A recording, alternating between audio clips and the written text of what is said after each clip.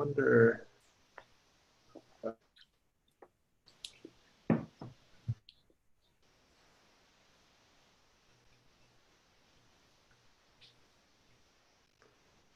All right, hit record. So you're thinking this shows some type of evidence for either a 1 year or 3 year ministry or something different, or Yeah, sometimes in parables you have to disregard the details because they're just props for the story. Mhm.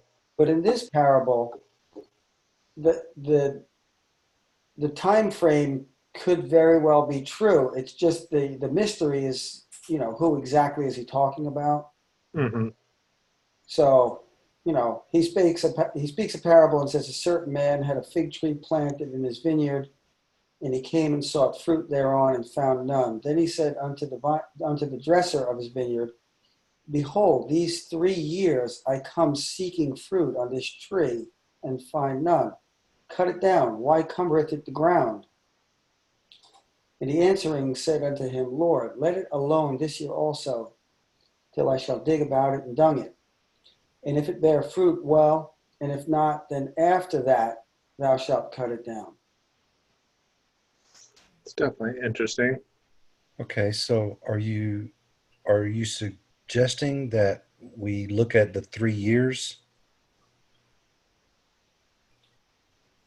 Yes, it's not Okay, definitive, but right. I get you. hint. I get you. But okay, so what I see, at first I'm looking at that and I'm like, well, that looks considerable here something weighty to consider.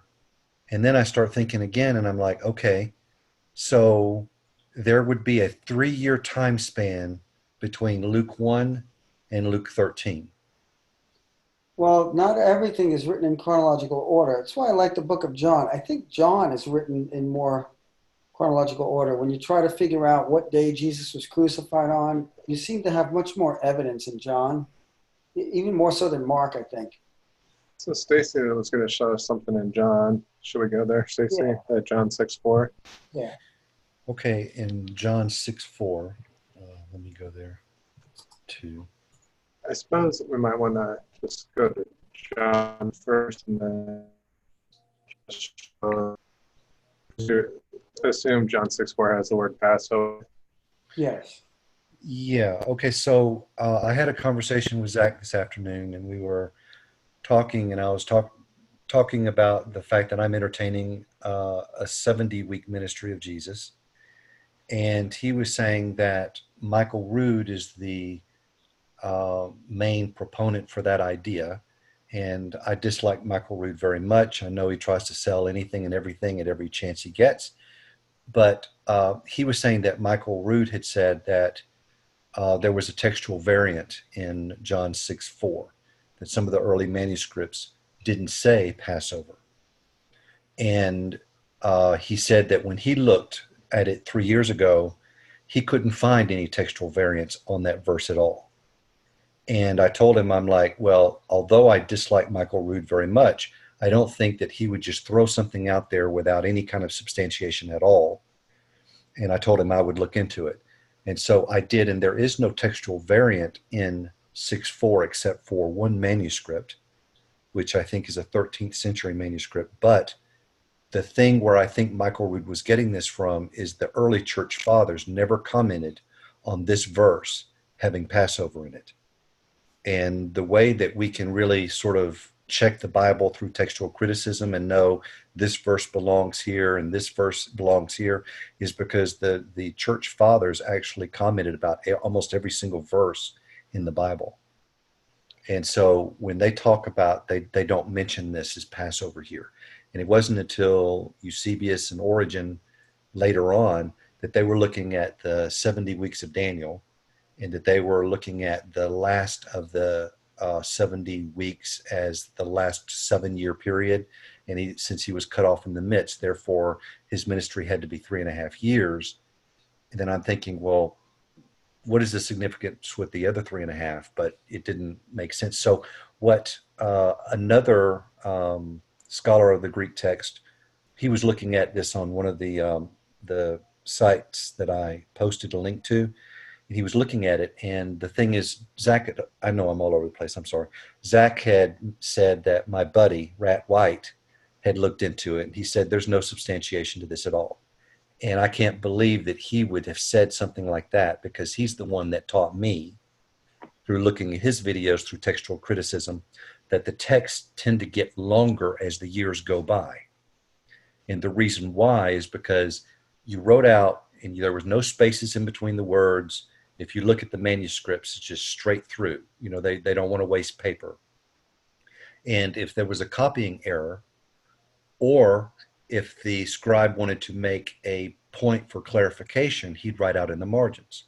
And then when later scribes were copying that work, when they looked out in the margin and they saw a note, they did not know whether that note was for a copy error that should be inserted, or whether that was a comment from the previous scribe.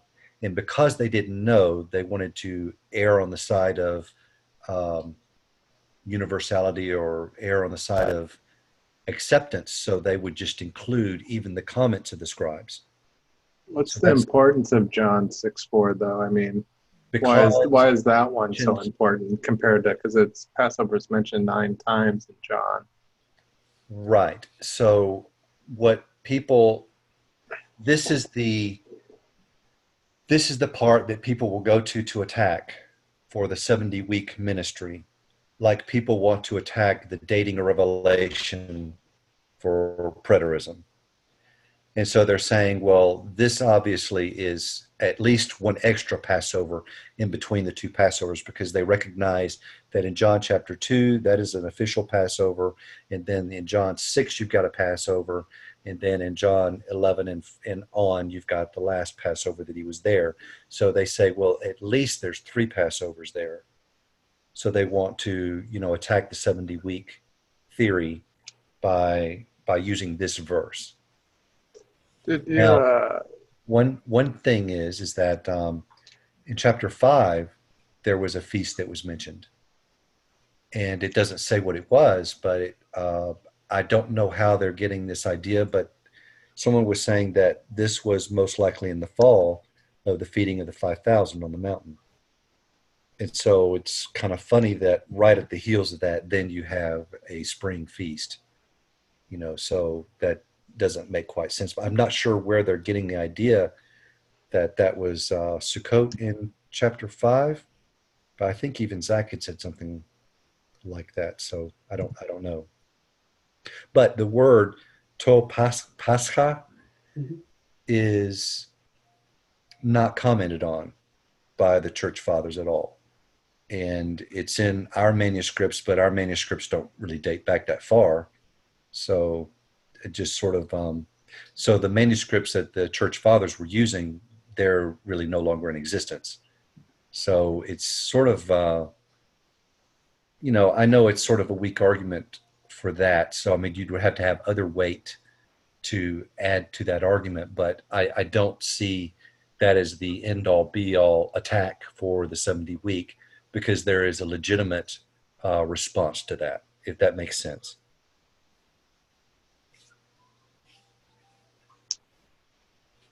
Yeah, I mean, I hear what you're saying. But what I think is interesting, I was mentioning earlier before you came on, Matthew, is that Matthew, Mark, and Luke only really mention one Passover, the one he's crucified. They don't talk about any other Passovers. Mm-hmm. Luke does mention that every year they went up to Passover with his parents, but other than that, and you would think that they would mention those other Passovers, That's why I wanted to look at John maybe a little closer. Maybe we can break it down. If you guys don't mind looking at it a little closer. If I bring it up on the screen. I was looking at Mark this morning in the Bible study, and we were sort of addressing the question, who is Mark written to and stuff. But I was looking at, we were in Mark chapter 4, but I was looking at the very beginning of Mark. And I thought it very interesting. It says, this is the gospel of Jesus Christ. And then it talks about Jesus' start of his ministry was at his baptism. Where does it say that? Mark 1. Mark 1. Yeah, let me go there real quick and I'll read it for you. Okay.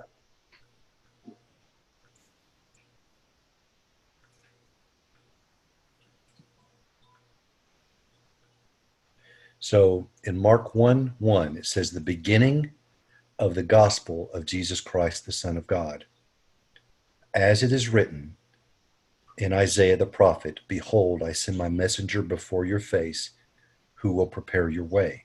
The voice of one crying in the wilderness, prepare the way of the Lord, make his path straight. John appeared baptizing in the wilderness and proclaiming a baptism of repentance for the forgiveness of sins. And all the country of Judea and all Jerusalem were going out to him and were being baptized by him in the river of Jordan, confessing their sins. Now John was clothed with camel's hair and wore a leather belt around his waist and ate locust and wild honey. And he preached, saying, after me comes he who is mightier than I, the strap of whose sandals I am not worthy to stoop down and untie. I have baptized you with water, but he will baptize you with the Holy Spirit. In those days, Jesus came from Nazareth of Galilee and was baptized by John in the Jordan. So that is really where it says, this is the beginning of the gospel of Jesus Christ. And then it talks about the preparer, the one to prepare the way, which is like in Daniel where it says the decree to go out and build and prepare and to make straight the path. You know, that's all sort of builder construction terminology.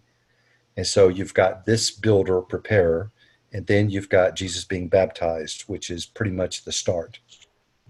So, you know, I thought that kind of interesting. And I'd kind of like to do a chronological study of Mark to see if it's possible to fit 3.5 years in that or 70 weeks and see if that's possible. You're kind of doing what I was kind of doing the other day. I was trying to find out, get a starting point. When did the ministry begin? Did it begin at his baptism? Did it begin when he did his first miracle at the wedding? Did it begin when he read the scroll, like Alan thinks? You know, Well, I always yeah, thought it was the I, I, baptism as well. And I so heard today that a Catholic friend of mine, he's like, well, he was in the temple, you know, reading scriptures and teaching, and they were amazed at him. But I don't think that that is, I think that his ministry was all about prophecy and what was prophesied. So for him to activate that prophecy was his ministry. And so, as far as the child is concerned, being in the temple and reading scriptures out and, you know, amazing them and growing in wisdom and stature among the eyes of men, I don't think that is should be included in his ministry. yeah, I don't think so either. But Alan's referring to when he was 30 years old, not his 12-year-old. He's referring to the one where he proclaiming the year of the Lord right after his Right, right. baptism. And I think But that, yeah, but you're referring to a Catholic person that mentioned that. yeah, and that kind of like the infancy gospel of Thomas and, you know, different Mm-hmm. things like that. Because I was looking at, because I found some. Let me get it open here.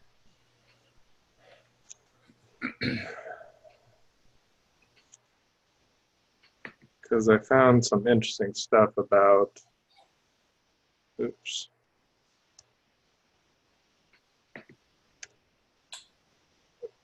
About is where it talks about. Let me share my screen again here. Get on the right page. Okay.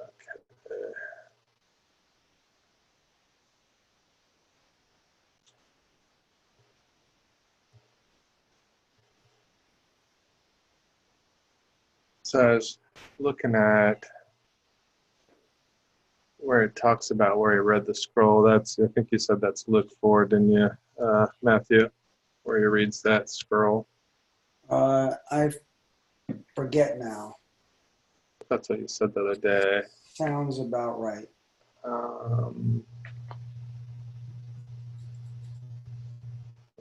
So it would be after the 40 days. Oh, I think it was right up there. I think I saw it. Did you see it? After the red, it says then he closed the book, and then you scrolled up or down, and then I lost it. Yeah. What was Go down a little bit Oh, further. there it is right here. Yep. 419. Okay. So I'll switch back to King James 419. Okay, so the interesting thing about it is, um, Acceptable year of the Lord. oh, well, yeah, that, but no, the thing that I was looking is that right here on verse 16, that he went into the synagogue on the Sabbath day. So he's reading this on the seventh day of the week. We know that for sure. I don't think anyone's going to debate that. Right. Hmm. So he's in there on the Sabbath day. So people debate with a 360-day calendar. Did it begin on the sixth day of the week? Did it begin on the fourth day of the week when the sun and moon were created? Or did it begin on the sixth day of the week when man was created? Or did it begin on the first day of the week when creation was? So I was looking at all the different little scenarios. And so, because Alan said that it was Nissan 1, right? Now, Rob, I'm a lot like Matthew when it comes to charts, so please be very uh, basic. Yeah, so I'll try to be it. So Alan thought it was a Nissan 1, so I got the first month up here. You see where it says first month, Uh-huh. Abib, and this would be Nissan 1 or Abib 1. And see how it has sixth day of the week up here. Yes. So if the calendar started on the sixth day of the week and Zach's correct about this calendar, then either Alan's wrong or the calendar's wrong, or so then we can look at the fourth day of the week. You know, if the calendar was supposed to start on the fourth day of the week when the sun moon was created, then the first day of the week would be on the fourth, Nissan 1. The seventh day would be Nissan 4, the Sabbath day. And so the other possibility is that Nissan 1, if you started the calendar on creation day, Nissan 1 basically would not be a Sabbath. So in no scenario would the 360-day calendar would Nissan 1 be on a Sabbath day. So I got to thinking, so it was 40 days before he read this scroll, right? Mm-hmm. That he was baptized. Am I understanding it correctly?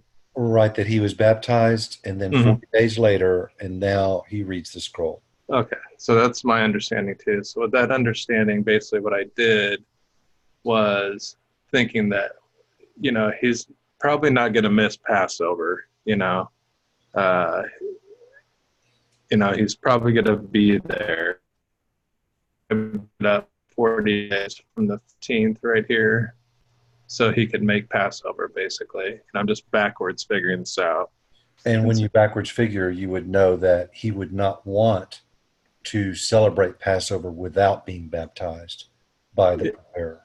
yes. So I got what I did is I took 40 days basically and backed it out from there, and then he would have read the scroll on the 16th basically, and then he would have been baptized in the 12th month on the 7th day back here. But then I got to thinking, when did he do the miracle at the wedding? Was that before he was baptized or after he's baptized? Because he couldn't do the miracle of the wedding just in one day, because the wedding was like an 8-day feast thing. It was a third day. There was Yeah, it a was the third day of the feast that he was there, but he was in the wilderness for 40 days. So well. It could have been did he go to the wedding after he's baptized or before? I there. don't know. There is an interpretation that it was Nissan 3. That when it's saying on the third day, that it was on the third Mm-hmm. day of the month that there was a wedding in Cana of Galilee. I did come across that interpretation. So not that he was there on the third day of the feast, but that he was there on the third day of the month. Right. But even so, if he was there the third day of the month, which would mean that he would have to have read the scripture at Nissan 1. well, he can read it on Nissan 1 because then, well, the calendar could be wrong for sure. I mean, we could say that, you know. Uh, Because you're saying Nissan 1 isn't a Sabbath. yeah, Nissan 1's never a Sabbath, whether you do the 6th day of the week, 4th day of the week, or the first day of the week.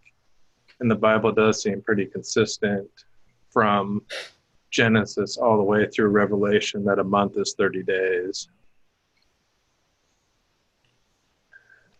So, but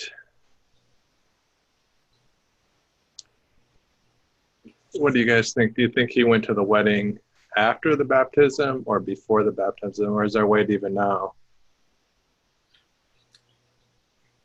Because that's in what, Luke or John? Well, John. in John, he was baptized first. That's in chapter 1. And the wedding is in chapter 2. So he's baptized in chapter 1. Yes. Okay, so behold the Lamb of God.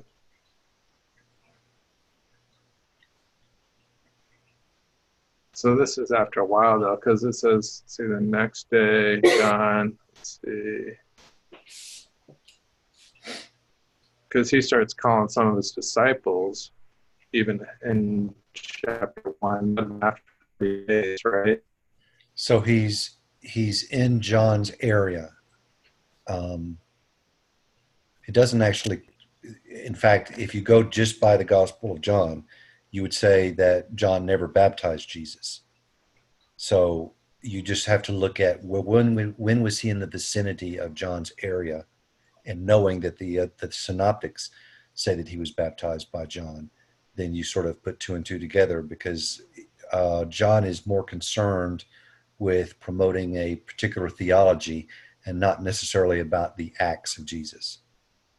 Well, I think this might not be the baptism though, because he's calling his disciples. How could he call his disciples if he's in the wilderness? Okay, then where in the Gospel of John, if you please, was he baptized? I don't think it says, does it? No. Let's see. It says something about baptizing here.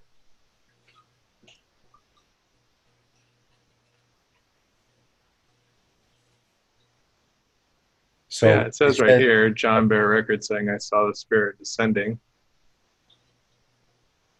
Right. So that's in chapter 1. I mean, Mhm. it doesn't say he baptized him or that, he said, I shouldn't baptize you. And Jesus says, well, you got to do this to fulfill all righteousness. None of that dialogue is there. It just says, that I bore witness of him and I saw, the Spirit descending on him like a dove. Right, but this says the next day. How could it be the next day after he is baptized if he's in the wilderness? No, So I'm thinking there has to be some type of I don't think time gap here. I don't think that it's meant to be what Alan was saying is literally he was baptized and then directly went out to the wilderness. You don't think so? I Well, always thought it was said that. I always viewed it that way. It's hard to put all this together because you have to like get all the. You almost got to have like all the verses next to each other from. It's kind of like doing the crucifixion story. You got to have all the. well, then the Bible contradicts itself because Mark is contradicting John because in Mark chapter 1, it says in verse 9, in those days Jesus came from Nazareth of Galilee and was baptized by John in the Jordan. And when he came up out of the water, immediately he saw the heavens open and the Spirit descending on him like a dove. So we're still good with John. Right. A voice came from heaven saying, you are my beloved Son. With you I am well pleased. And then in verse 12, this is where we get the contradiction. The Spirit immediately drove him out into the wilderness. Yes, I don't think there has to be a contradiction though. If we go back to John, that's why I say I think there's a gap. I think this is after the 40 days. So he gets baptized. And There's a then 40-day gap there, you're saying, and then it's saying the next day. So it's really the 41st day. something like that, I think's going on. What does the original language say there in John 1:29? Let's see.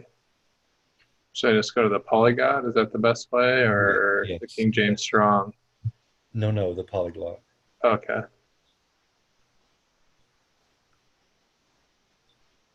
It says the next day John sees Jesus coming to him. So that's a little bit different. And he says, "See the Lamb of God, the one carrying the sin." Yeah, but the next day, So the next day could be is the day one he was word. baptized. Next day is one word. What is On it? the morrow, on the morrow, the next day, Mm-hmm. occurring on the succeeding day, Hmm. that is being applied tomorrow, day, following morrow, next day. Is that maybe? So maybe John's baptizing, right? And then the next day, that's when Christ comes to get baptized. John's out there a few days in a row. You know what I mean?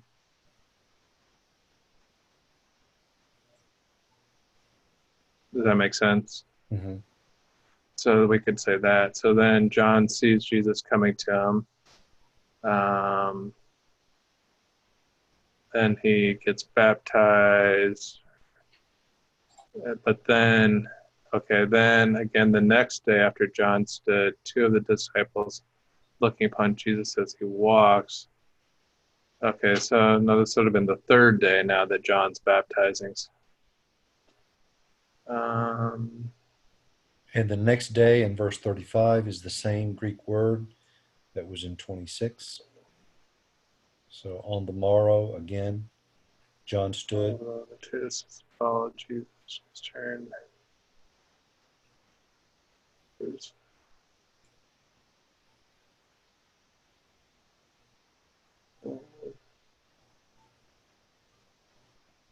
I don't think there's a 40-year gap in chapter 1. I mean, a 40-day gap in chapter No, it 1. doesn't make sense. Because it's I'm talking wondering about if one maybe day. John's out there for like a long time and he isn't baptized in chapter 1.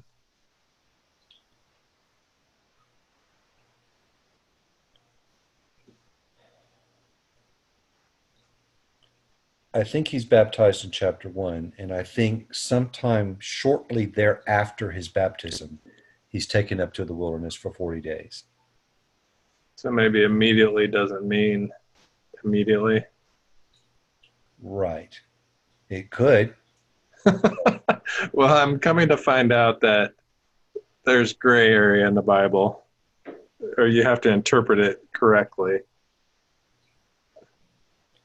If I were going to go by chronology, or if I were going to go by evidence of the acts of Jesus, Mm-hmm. then I would go by the Gospel of Mark and not the Gospel of John, because the Gospel of John is not concerned with all of those specific acts from one to the next to the next. It is concerned with the sign acts showing that Jesus is the promising, the one to come, the anointed one, the Messiah, because John bears witness, and these are the things that he did, you know. But even if John, Because here it says the third day. We had a next and a next, and this would be the third day here. right, So, I mean, that kind of makes sense. So maybe he isn't baptized. Maybe after the wedding, then he gets driven out to the wilderness. even if John is not thoroughly concerned with, timing, don't you still see the Sabbath in John 6 and then the Sabbath again in John 13? How could they be? I mean, not the Sabbath, the Passover. Well, the Passover in chapter 6 could have been written out in the margins and then copied into the text. Well, how do we know it's not the very same Passover that he went on the first Passover? That's possible too, but then in chapter 5, you've got another feast that's mentioned.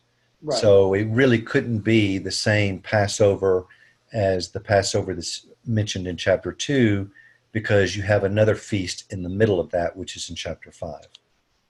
So John Which is 5. true. And there is no Passover. There is no fall feast that would be mentioned after the Passover that's in John 13 because that's the one he dies on. So, but if you have a feast after the Passover in John 6, then that can't be the same Passover as the one in John 13. Right. So Right. John So it 6. has to be that Jesus' ministry was started at one Passover came, and then he was crucified on the third Passover. Or How do you know that there was a feast after John 6? John, it's the next John 7. there's a feast in John 5, there's a feast in John 6, and there's a feast in John 7. Mm-hmm. Mm-hmm. Unless it's not going in order, which the Bible definitely does do that. Well, certainly in John's case, I would say it's not supposed to be an orderly account. Mm-hmm. Like Luke, the Gospel of Luke, the writer is writing to Theophilus, I want to portray an orderly account, and he's saying that in the start of the book of Acts and in the Gospel of according to Luke. Yeah. Because when we go Feast of bread, that sounds like the last Passover. Sukkot was definitely in 7-2. Yes. Right. But what I'm saying, it could be John 2 could be the Passover, the first Passover that he goes to. Then in John 6, it could be the last Passover. And then John 7 could be referring to in between those two, talking out of order. Well, isn't Passover the first of the spring feast?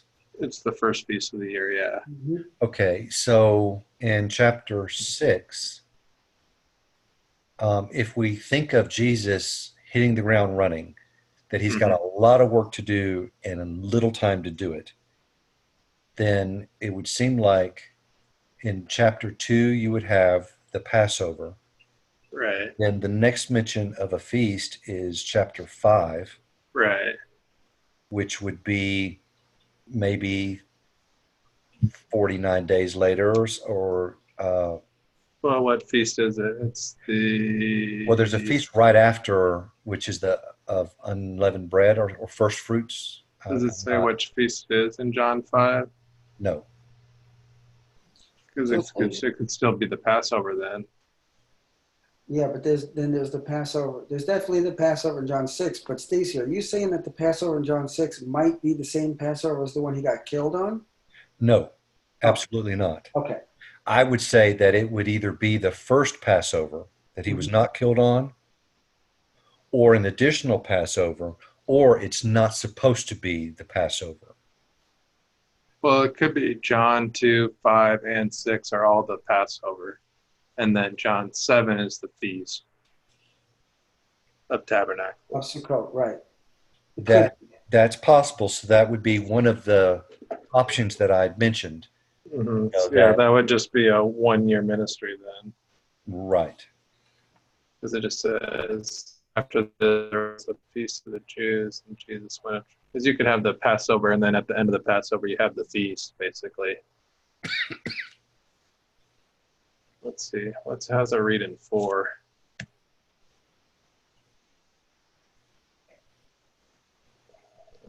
That's just the woman at the well. Okay.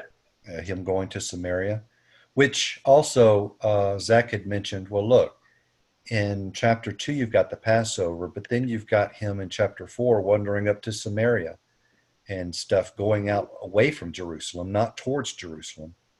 And wouldn't you stick around Jerusalem for the Passover if it was all the same Passover? And he made a good point with that. Because in chapter 4, he's definitely out, he's up or down in Samaria. Mm-hmm.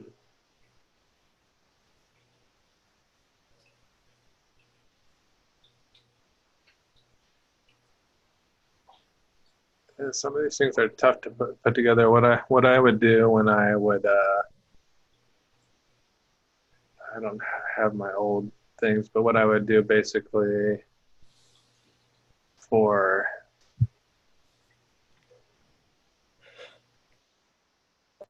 do I would do the crucifixion. I don't have it on my this computer, but basically I would take like here I'd put like Mark, or I put like Matthew, then I put like Mark, then I put Luke, then I put John, and then I would line up all the four verses to see how they all correspond, you know.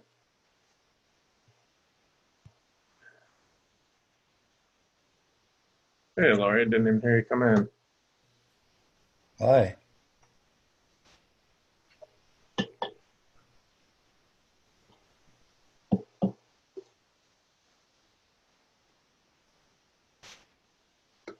Hey guys,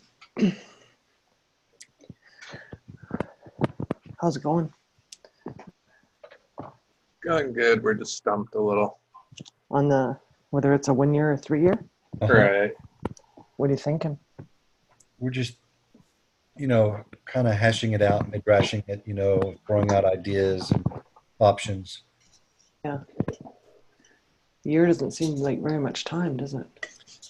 Right, but then if you think about a 3 year, 3.5 year ministry, then that means that Jesus had a lot of downtime, Yeah.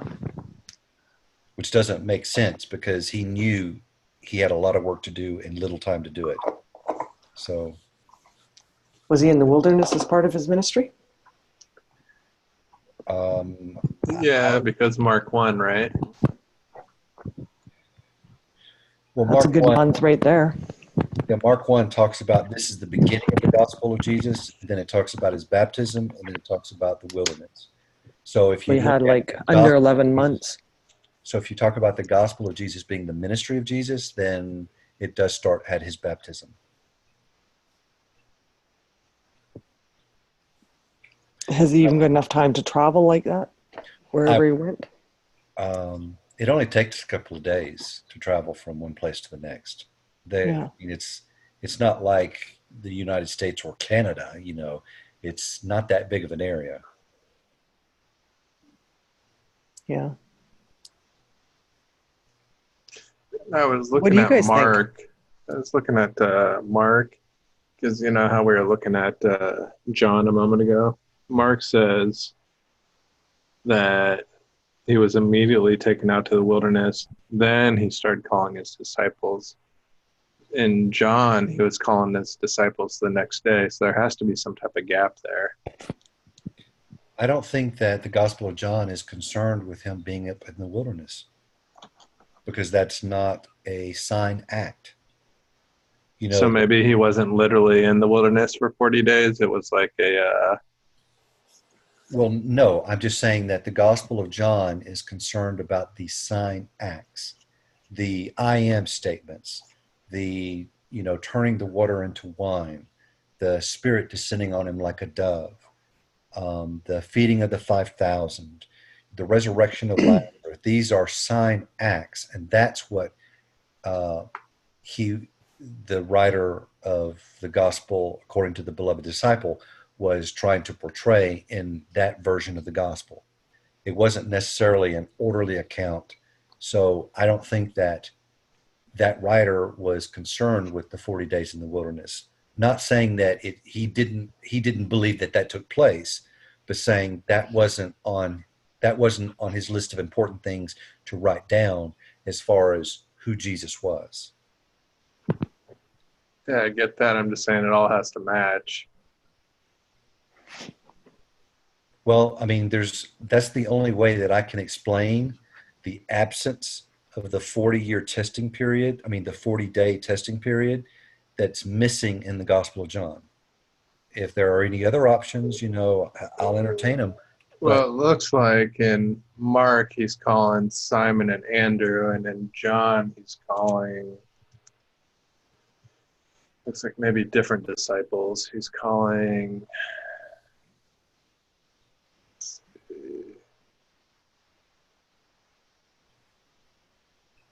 well, it just says he first sees two disciples. They're not named.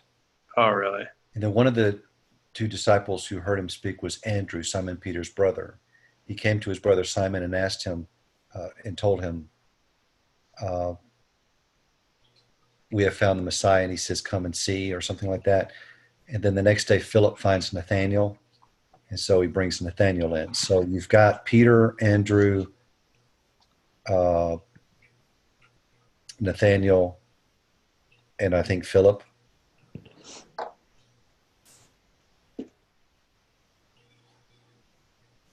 Yeah, looks like so. Philip, and then in Mark you have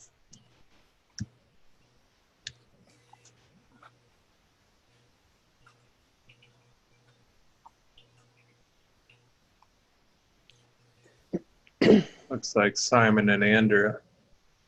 And I think Same too. I think in Matthew, it's probably the sons of Zebedee with Peter.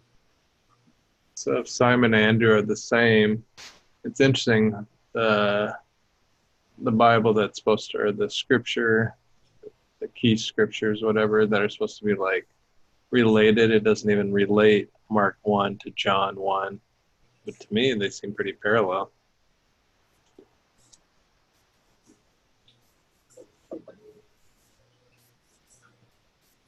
Well, in Matthew chapter 2, it just says at the very end, he arose and took the child his mother and went to the land of Israel. But when he heard that Archelaus was reigning over Judea in place of his father Herod,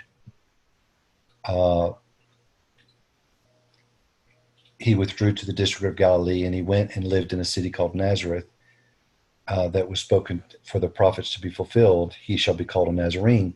And then in Matthew chapter 3, it talks directly about John being baptizing people. You know, and so you're going to get the Sadducees and Pharisees coming to him. And then Jesus comes to him in verse 15. He's like, let it be so now, for thus it is fitting for us to fulfill all righteousness. And so there's no disciples being called yet until you get to Mark chapter 4. In Mark chapter 4, it starts off with Jesus being led up into the wilderness for 40 days. And so it's not even then that he's got any disciples. And so the first of the disciples,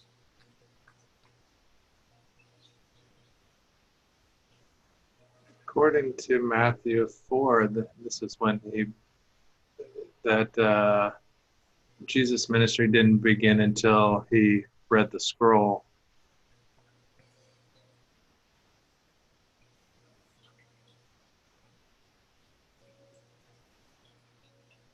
so John was arrested. He finishes his 40 days, and then he lives by Capernaum. And that's when he sees the fishermen. He walks by the Sea of Galilee. In verse 18, he saw two brothers, Simon, who is called Peter, and Andrew, his brother. So I think there is a 40-day gap in John. But it doesn't say it. Well, I know that, but it's only that makes sense. Right, but why is the writer not concerned with writing something that is in all three of the synoptic gospels? I mean, you see that in all the gospels. They're all missing something of another part of the other thing. Well, what I'm saying is John is different. It's not a synoptic gospel because that's not what its mission was. I don't even know what synoptic means. Same as. Yeah, the material. Well, why does John have to mention the wilderness? All of the sayings of John, all of the sayings of Jesus in John are nowhere else in the other three gospels. All most of the miracles that Jesus is doing in John are not mentioned in the other three gospels because the writer, the beloved disciple, had a different mission for writing that gospel. It wasn't right, but why does John have to write the 40 days in there? I'm saying he doesn't because he's not concerned with that. Right. So that's why I'm saying when it says the next day, it wasn't literally the next day is all I'm saying. I'm saying there was a 40. There had to be a 40-day gap. I think that's still a bit of a stretch there because it's saying the next day. Well, then you'd have a contradiction. What are you guys talking about? We're talking about when Start Jesus was Jesus- baptized. The start of his Mhm. ministry. Mm-hmm. And we're looking at the comparative analysis of the different gospels and how they're describing the beginning of Jesus' ministry. Gotcha. So in some, it says that he was baptized immediately, led out to the wilderness for 40 days. But then in John, it says, it hints that he was baptized. And then the next day, they saw him walking on water or something like that. They saw him 2 days in a row. And then the third day, he was at a wedding. Well, how could he be doing all these things if he was in the wilderness for 40 days too? And Gotcha. before you came on, we were entertaining the idea of 70 weeks or Yeah. 5 years. And we were talking about John chapter 6, verse 4, and Michael Rood. And Did you guys look up any textual variants in that? I addressed that. There are no textual variants except one manuscript alone, but that's it. Mm-hmm. But Gotcha. the place where Michael Rood, I think, is getting this information from Be right back. because the early church fathers have pretty much commented on every single verse of the Bible. Uh-huh. That's how we get a lot of that we know this was in the early manuscripts, because we don't have their copy, but we do have their writings of their commentaries of those things. And But they didn't have an exhaustive list of like what we do today. So, you're probably talking about they had maybe the some of scriptures. but what I'm trying to say is like some of these church fathers probably could have only access to maybe like 10 different manuscripts. Right. And those manuscripts are older than what we have today. Not necessarily. Well, yeah, pretty much, because we have Well, things, what church fathers does he mention? Origen, Uh-huh. Eusebius. So this is like 4th century, 3rd century stuff. Right. I mean, that's the thing. Like, I'm pretty sure there are, just like we have text from like literally the 1st century. That's what I'm saying. Like, what's interesting is that like if you use like a really good like Bible program, like you won't find a textual variant in John chapter 6 verse 4 about Passover. If there was, these amazing manuscripts would indicate and say, hey, yeah, this We're is saying it could be maybe the same Passover as John 2, though, maybe. Now, what's interesting is I was telling Stacy is it seems to me like there is some time that has passed between the first Passover and this John chapter 6, because you have, like, for example, Jesus speaking to the woman at the well In Samaria. And I in mentioned that. Samaria. And I mentioned that. And it makes sense. What if it's just not going in order, though, like Revelation? Yeah, well, I mean, that would have to be the only explanation of it. I mean, but another interesting fact. But I did mention something. Let me just interject this real quick about Rat White. Uh-huh. Because you said Rat White said there's no foundation for this whatsoever. No, I said that when the video, I don't know if you watched the video that James White comments on Michael Rood's video. Because Michael Rood's video, he says that the manuscript does not contain this, and he's like, oh, if you go back to the older manuscripts, it doesn't have this Jerusalem or this Passover in John 6:4. And then James White, like, literally is just like, well, that's not true. Like, there's plenty of manuscripts that they all say the same thing. Right. But it's James White who actually taught me that scriptures tend to get larger as time goes by. Because Yeah, no, of course. Into the margins. Yeah. And they don't know, the next scribe doesn't know if that was but now that's whether that was a comment. So they just added but that's in the thing.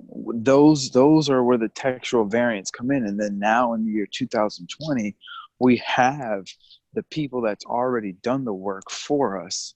They've already looked at all the manuscripts that are available, and then they actually write the differences. Like if I go to my biblical library I mean, it literally will tell me that some manuscripts spell the word this and some other manuscripts spell this word this way.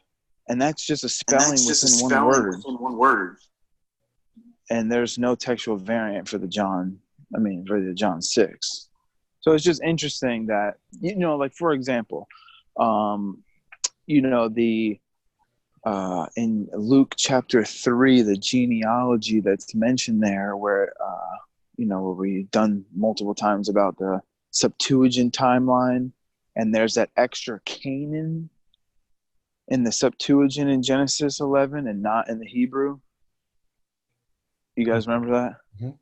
Well, and remember that one video, like Nathan's video about the pyramids and the floods, and he's like, oh, well, if you look at this, there's that name's not in the original Luke. It was added. But you go look at all the textual variants, all the stuff, the name is there. It's in every single manuscript. The only textual variant that my book brings up is 2 different spellings of the name Canaan, or whatever the name is there. So, like, what I'm just trying to show you is, like, they put so much emphasis. They, like, scholars throughout the centuries have already did all the work for us. So I just thought that was interesting. And like you said, it very well possibly could be the same Passover and just not be in chronological order. Like maybe John chapter 4 shouldn't be in that position. But what's fascinating is, then it's all just out of chronological order. But if it's not, because like my main point is that the Gospel of John seems to kind of jump fairly quickly through Jesus's ministry. Like, for example, if you just entertain this idea for a second and say, okay, let's just say that John chapter 6 is another Passover, right?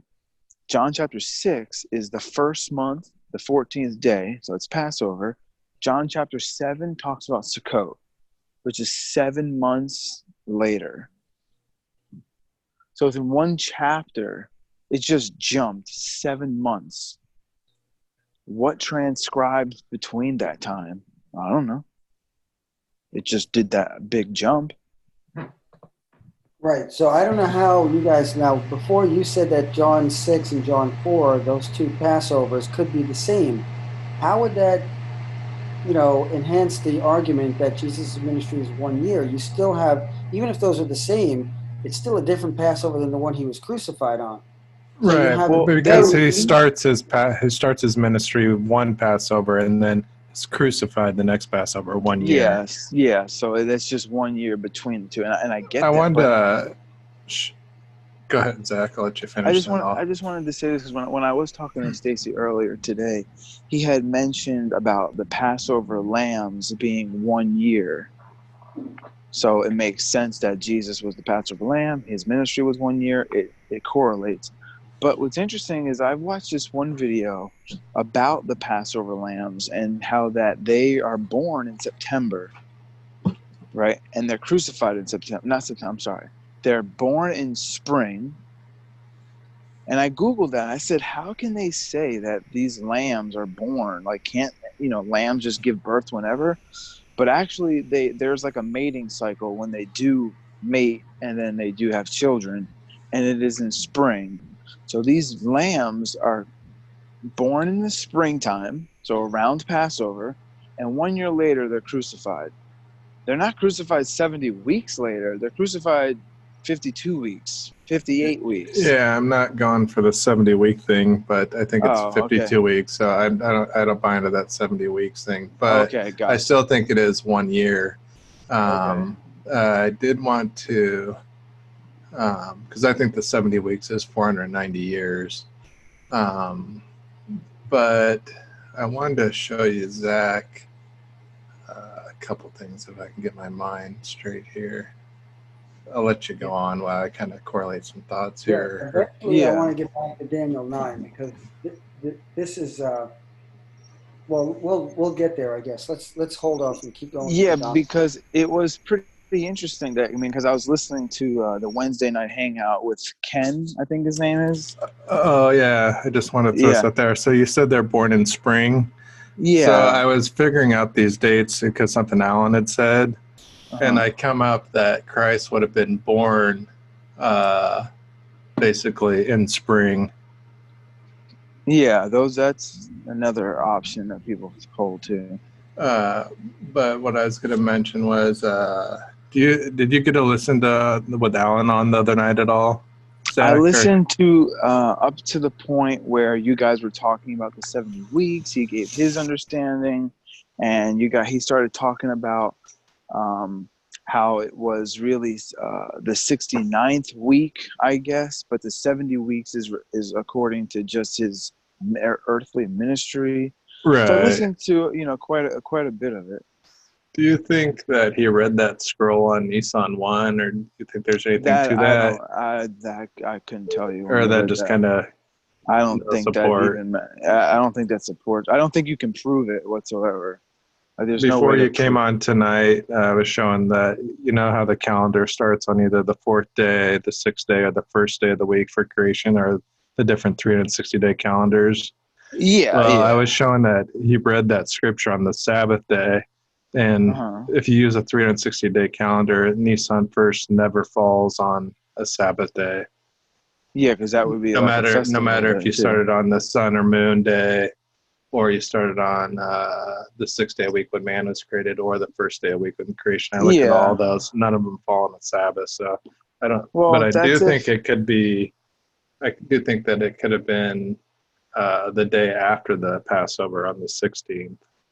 Well, what's interesting is that a Jewish tradition that does probably date back to this time period, because even in Acts chapter 15, it talks about how Moses is read on the Sabbath day. So Mm-hmm. you have the Jewish community doing their annual Torah reading cycles, which I definitely believe that it does date back to the first century and probably Mm-hmm. before that. So it does make sense that there would be a public reading on the Sabbath day, because that's when there would be public reading in the synagogues for people to actually hear, because that's when they would actually be hearing it. Right. I mean, that Just was like we, every Sabbath.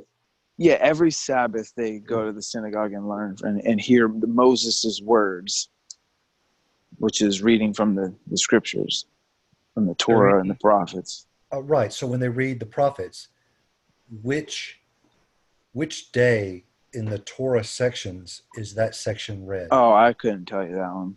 Right.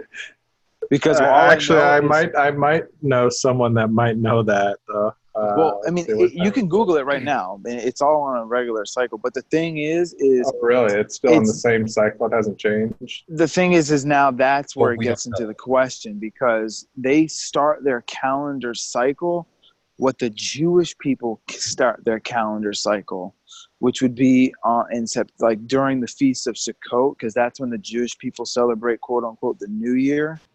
So they restart their reading cycle then.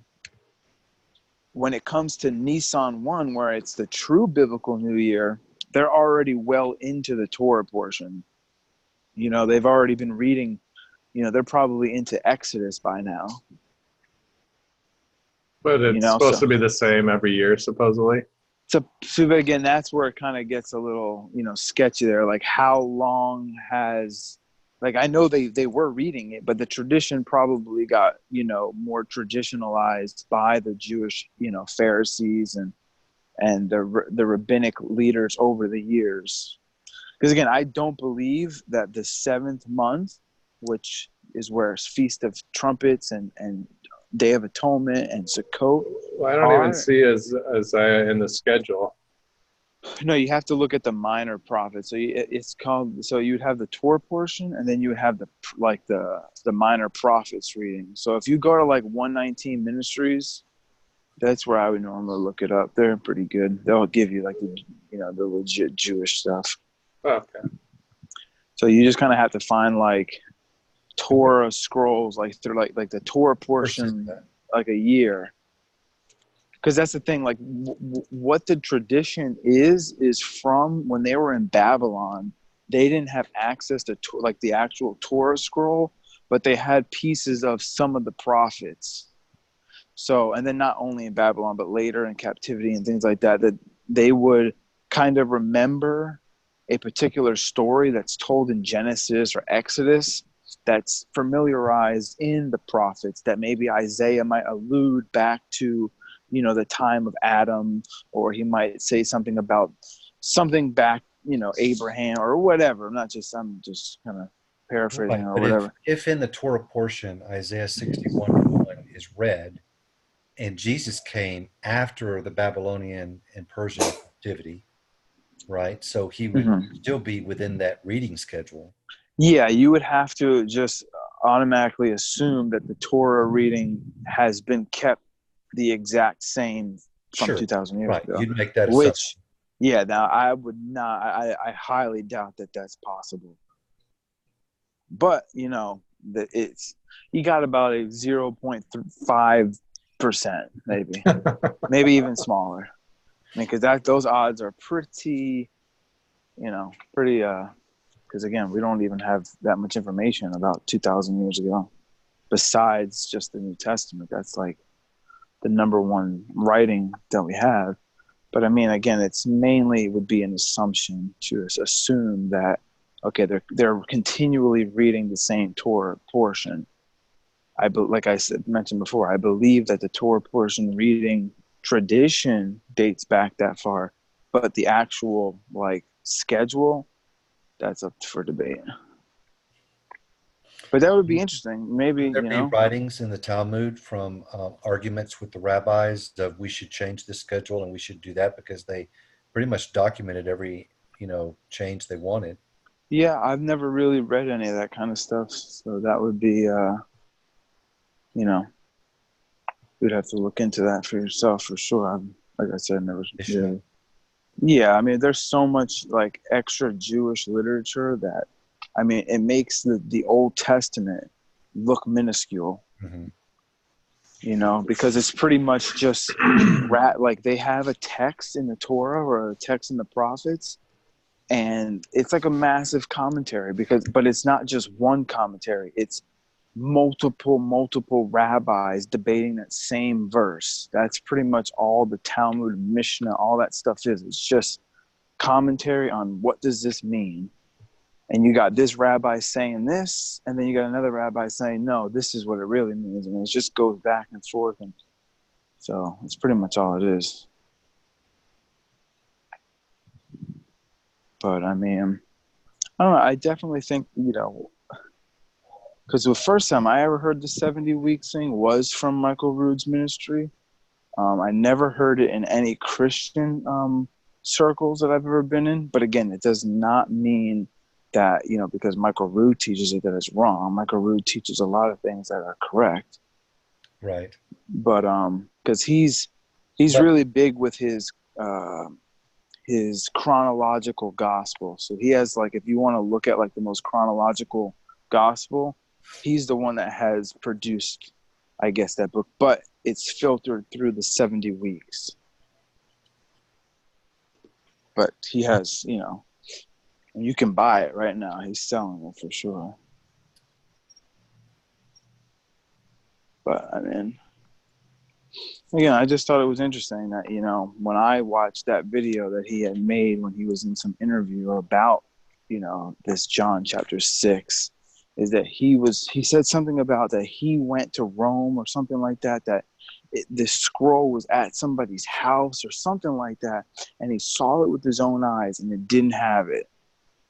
And then he started doing a lot of research, and he just came to the conclusion that that's not there. So if that Passover is not there, then it leans more towards, less than a 2-year ministry for sure.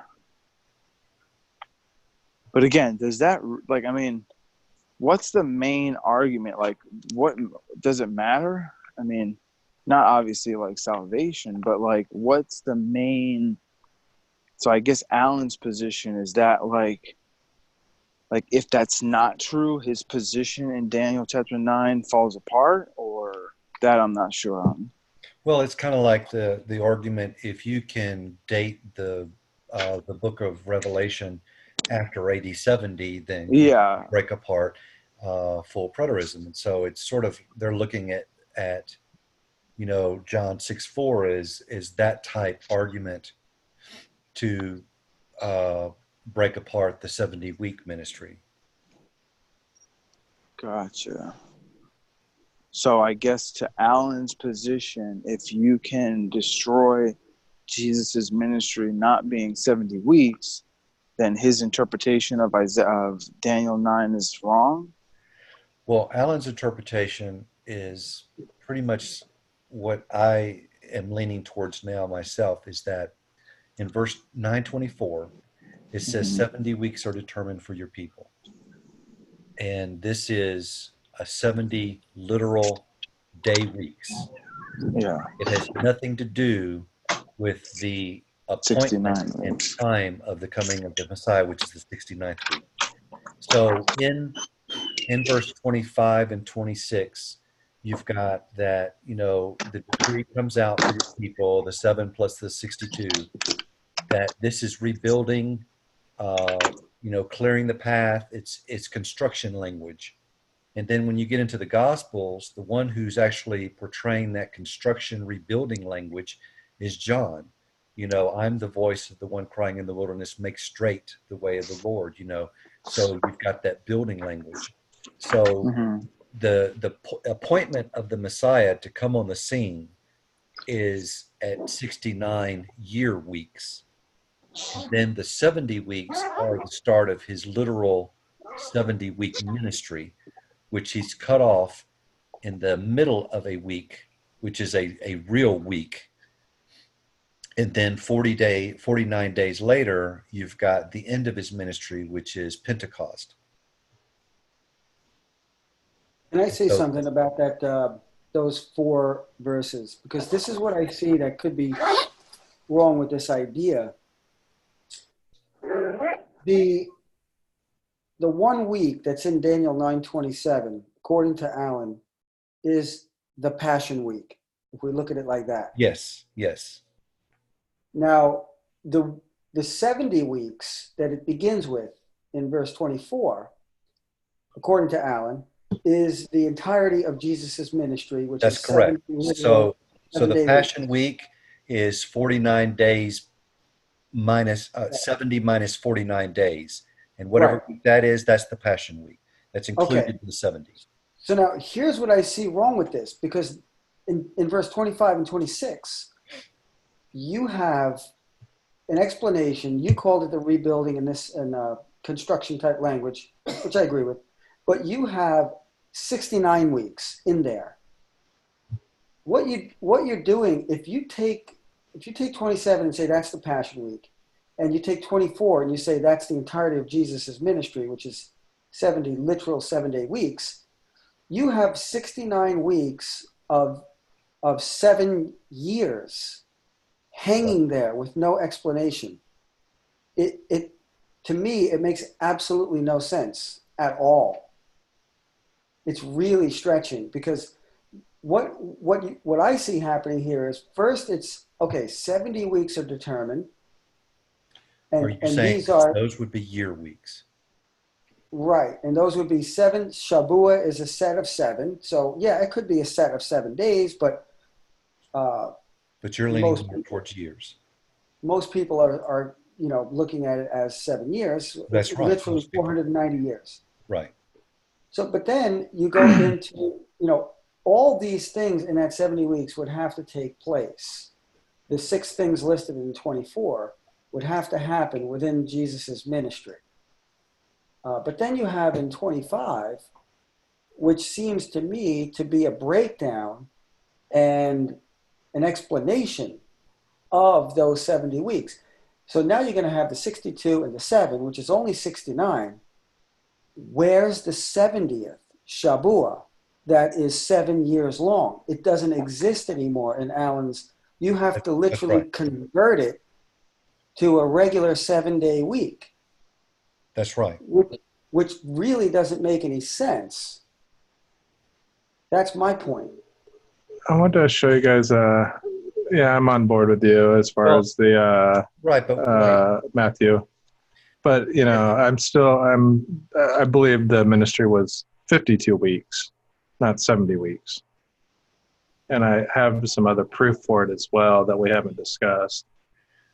Okay, But that but squashes the whole idea. If you're right about that, Rob, that really squashes the whole idea look, that Jesus' 70, passion was, yeah. 70 is perfection. So in 69 weeks, you've got leading up to perfection. And then you've got the last week.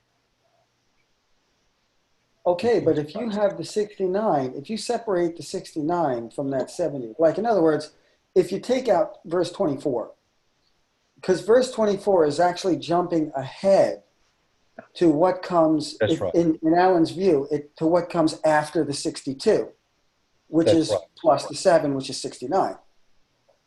So if you take that out and you just start with 25, just for an argument's sake, You just have know 69 therefore and weeks. understand, like you're like, know what? Well, know about the 70 weeks. Now, you see what I mean? Like, why would you take that 62 and 7, the 69 total, and not have a 70th? And that wouldn't even make any sense Verse without. 25 doesn't say anything about a 70th. It just talks about 69. That's my point. You're still having in your head the fact that there are 70 of these. Why? Because of verse 24. That's the reason why there's 7 and 62, 69. Why does that matter? Because verse 24 starts off with, hey, there are 70, total. Well, let me show you guys a couple things and let Zach chime in too, because I think show you something. There's a little bit other proof that we haven't discussed as well. And if I could just really respond to that. Okay, Go so for in it. verse 25, so you're saying we're concerned about 70 weeks. Mm-hmm. And then in verse 25 is talking about 69 weeks. Then wouldn't you have a whole verse that's dedicated to this one missing week? You do. Verse 27. Verse 27. That's exactly right. It makes so much perfect sense. I have no idea how anyone can look at it different. I've been looking at this for 2 days now, and I'm like, this is just ridiculous. I got to be honest. It's so crystal clear here. There's 70 weeks. Now I'm going to tell you where, it starts with the command. This guy that you posted, I read a little bit of what he said, and he's saying that the command to restore and rebuild Jerusalem, that has nothing to do with Cyrus or Artaxerxes. That happened also by John the Baptist. I'm like, what? Because it has to, but now Alan takes the view that verse 25 is the command to restore and rebuild Jerusalem that was given 483 years before Jesus' ministry. So that there's a mixture of things going on.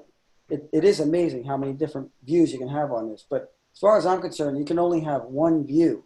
The 70 weeks are determined, and then know and understand about these 70 weeks. Here's the beginning of it. From the going forth, it starts. Then it describes the streets, the walls being built in troublesome times. This is why it starts with 7, because that's when the temple's actually built. After the 62 weeks, so after that is done, and you get to 483, after that point in time, Messiah is cut off. It doesn't tell you exactly when at this point. It just says sometime after that, Messiah shall be cut off. But you know that if you view the oblation to cease as the cross being the once for all sacrifice, now that explains to you exactly when after the 62 weeks Messiah is cut off. It's in the middle of it. Or is it in the middle of the 70th? So I don't know how you can cut this thing up and say, well, the 69 are, those Shavuos are 7 years long, but the ministry of Jesus is exactly 70 weeks, but it may not be exactly 70 literal weeks, because I heard Alan say that too. Well, is it 7? It would have to be. If his view is correct, then the ministry of Jesus has to be exactly 70 7-day weeks long. Now, where are you going to put that 40-year mysterious gap in the timeline of Daniel? Well, because Jesus is crucified in the midst of the week, and let's just say that his ministry, going back to the initial part of the conversation, is 3.5 years. So Then Jesus is, the last 7 years of those 70 Shabuas it's 3.5 begins with years. is 3.5 years. That's the first half, where it's not really Jacob's trouble or the Great Tribulation. It's Jesus's ministry. He's cut off in the middle of it. And But then now, three and a half. You're going to have another problem that we haven't talked about, Matthew, which I think once this, what I want to show you, that you may be on board with the 1 year ministry. so what's the other problem? Well, I think the problem is that you're going to have 3.5 years. You're saying you've got the 3.5 years basically from 26 AD to 30 AD roughly. And then you've got the other 3.5 years from 66.5 to 70 AD. So I'll show you the other problem. Can you see this chart, Zach? Well, and remember, it says in Revelation, I believe, too, that they're given a space to Yeah, I repent. agree with the 40-year gap. I don't disagree with that. I think you're going to have a problem with something I different hope here. you I'll show you in a moment. help me to see it, because I really don't see the 40-year gap right now. But usually when we talk about Daniel, I shut up. So, but maybe you can But show you me the do, 40-year gap too. but you do see that the Roman destruction, we're all preterists. We all know that the destruction of Jerusalem lasted for 3.5 years, according to Josephus. We know that it's in the Bible. It was prophesied as the time of Jacob's trouble. Yeah, I mean, And it was definitely 3.5 years from the time the war basically began to the destruction of the temple. right. So this is the reason why I came up with the 40-year gap. Not because I read it anywhere, because I thought to myself, wait a minute, if this is the 70th week and Jesus' ministry is the first half, but the second half, the time of Jacob's trouble, didn't happen for 40 years later, then there's a 40-year gap. And then I thought, well, why would there be a 40-year gap? Well, very simple. That's the time of Israel's time to repent, the time for the gospel to go out.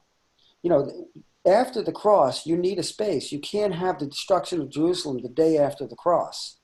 That would be no time for the remnant of Israel to be pulled out of her. Come out of her, my people. That's the time. It's 40 years, and it's a very significant number for Israel. It's the time of their testing. So to me, it makes absolute perfect sense. I have no doubt in my mind. And I don't know. I can't see it any other way. Got to be honest. But so I understand that, but what I'm saying is that the ministry of Jesus could have ended at Pentecost in Acts chapter 2, and then you've still got this 40-year period of calling out come out of her, and then you've got the destruction of the temple at AD 70, but that's not the part of Jesus's ministry. Oh, it is, because he's confirming the covenant for 1:7. The destruction of Old Covenant Jerusalem is part of the confirming of the New Covenant. It's why it's mingled together. Every time you read, Don Preston is big on this, every time you read of the promises to Israel getting fulfilled, you read judgment in the same passages, like they're one and the same thing. It's the bittersweet concept of eating the scroll that tastes bitter but turns your stomach sour. Tastes sweet, turns your stomach sour. It's because at the same time, you have the sweetness of nothing but the new covenant left, but the bitterness of the destruction of God's covenant people. It just makes sense in my mind.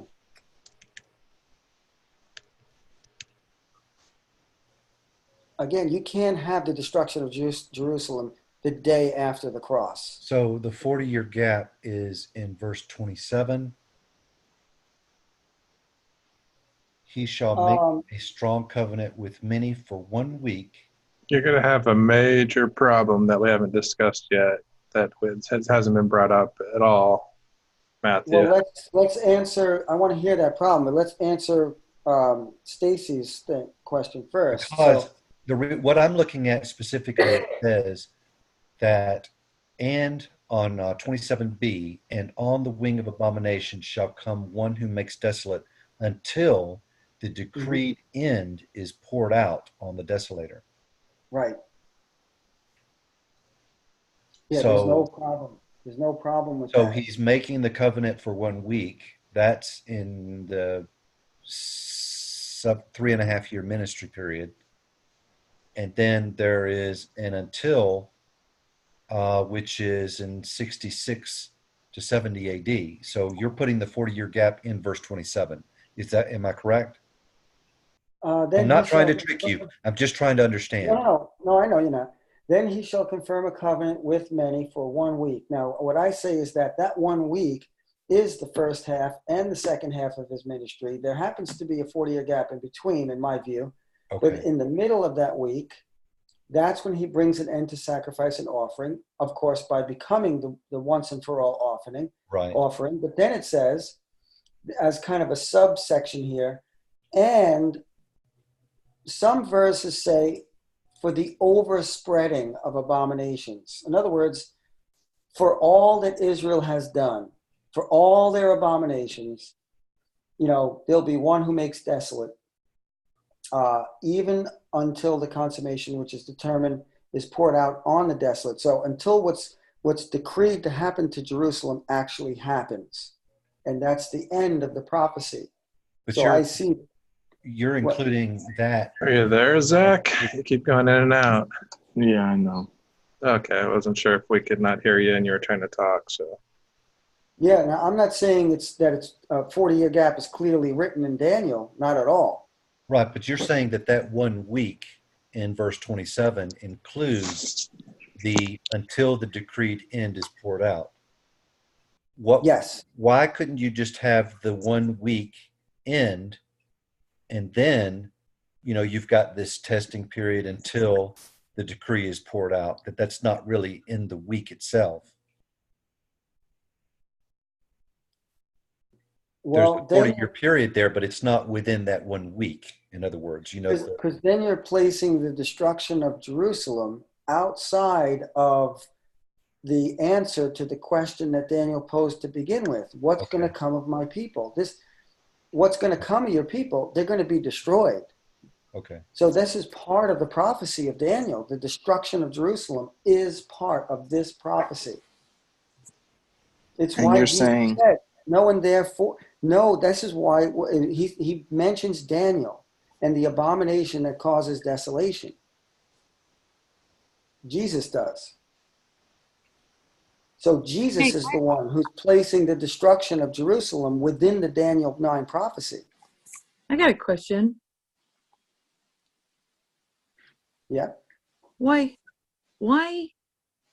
do we have to have some sort of fulfillment of the last, what they call in the 3.5 days?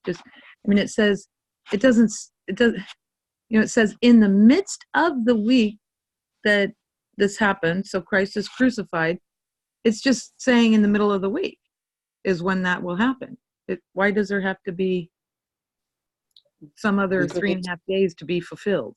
Like no, I know you guys' belief is that the 3.5 years of the war, the destruction of Jerusalem would fulfill the other 3.5 days. But I'm trying to figure out why, because I always thought the scripture said that in the midst of the week that Jesus, the Messiah, would be cut off, but it doesn't really say that. It says the sacrifices and the oblation would cease, which exactly. correlates Mhm. to his death. And then, did anybody see? I wrote that. Okay, when the Israelites, God went and He told Pharaoh, "Let my people go." So they came out. They went through the water, but yet then they wandered for 40 years. And I don't know. It just makes Oh, so much sense now Sandy, that to I your used to think question, that the word consummation there in Daniel was referring to a consummation, because it just sounds like a wedding word to me. But I so see the listen, consummation as being the destruction of Jerusalem after the right. 40 years. So That's do the I. But I what, think I can shed a light on a lot of this if we maybe look at a few things in scripture Yeah, instead let's of see it, Rob. speculation. I think, first of all, if we look at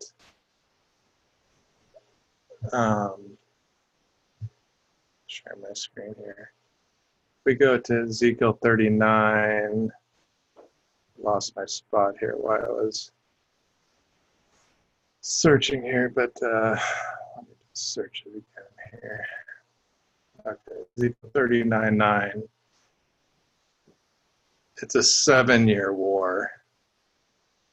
Can you guys see that? This is talking about Gog and Magog. You see here, I'll send a fire on Magog. Rob, you're going back to obscure passages. Wait, This won't be obscure. Let me finish. I know, but I have Rob- to build a case here.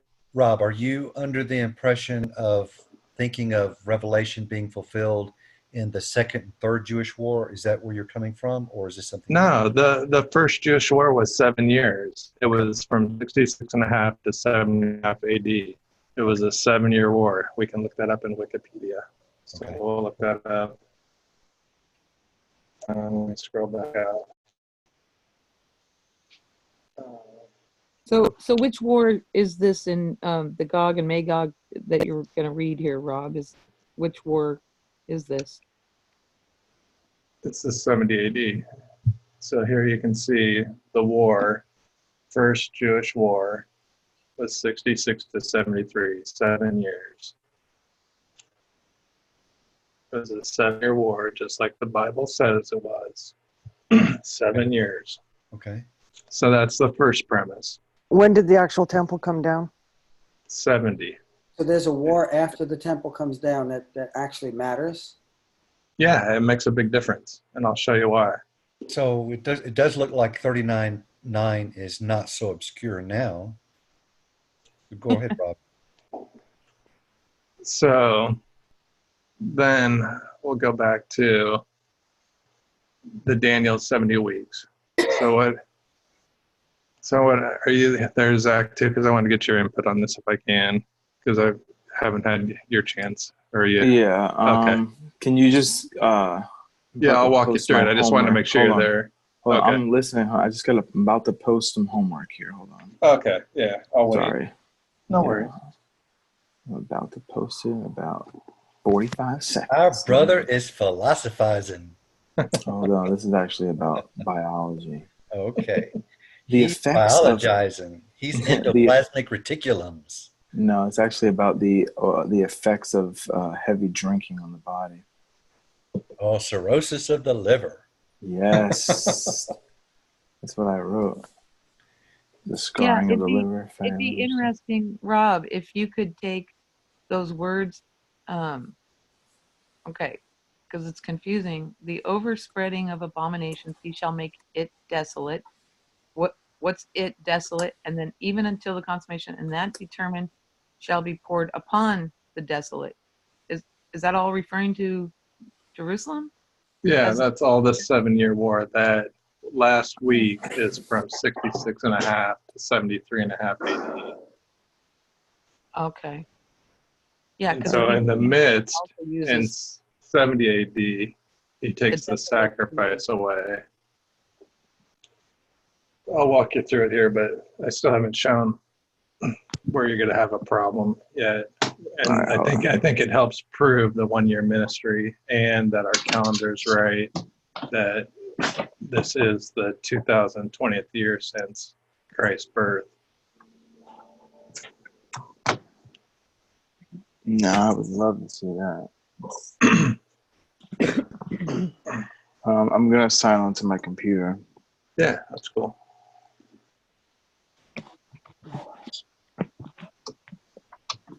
So I see what you're doing. You're saying that the taking away of the sacrifice is the removal of the temple.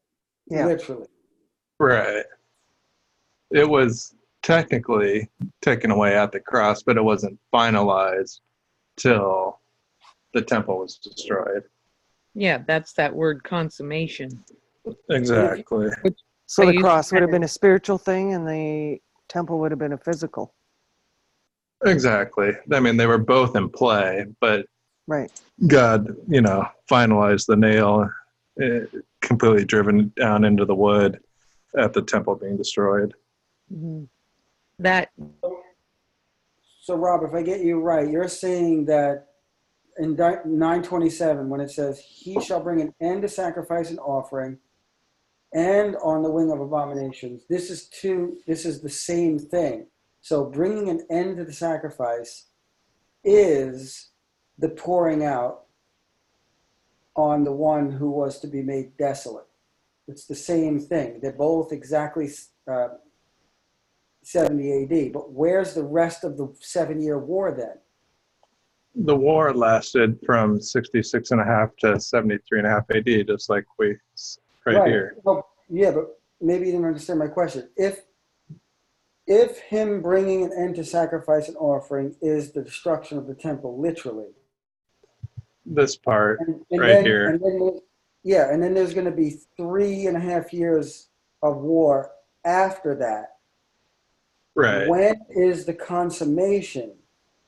It wasn't the consummation in 70 AD, or not 73, but Yeah, 70. 70 AD was the consummation, and this would be the rest of it, and the determined shall be poured upon the desolate.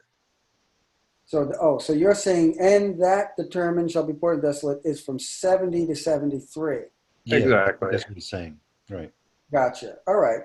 Yeah, and I can see that for sure. But I'll show you once Zach's ready. I'll show you some things that we haven't talked about before that are going to be. I'm going to point out one repeat thing just to bring Zach up to speed, and then I'll show you the different thing that we haven't talked about. Well, He's when on it comes it. to Daniel, I'm all for repeats because I just, this is confusing to me. You think? But Rob, let me go with you on this because I'm definitely trying this out in my head. So, what would you say then is the 1 week in the beginning of Daniel 9:27? That's the 7-year war. Exactly. All right, but how is Jesus confirming a covenant with that 7-year war? I guess you're saying that he's confirming crucified. the new covenant. Right. Establishing it, finalizing it, basically. And he's crucified. Oh, I got it. The writing of Revelation is the confirming of the covenant. That too. Sandy and I were talking about that in the chat. And then I hadn't thought about that, but definitely that could be a part of it as well, for sure, Stacy. The testimony of Jesus Christ.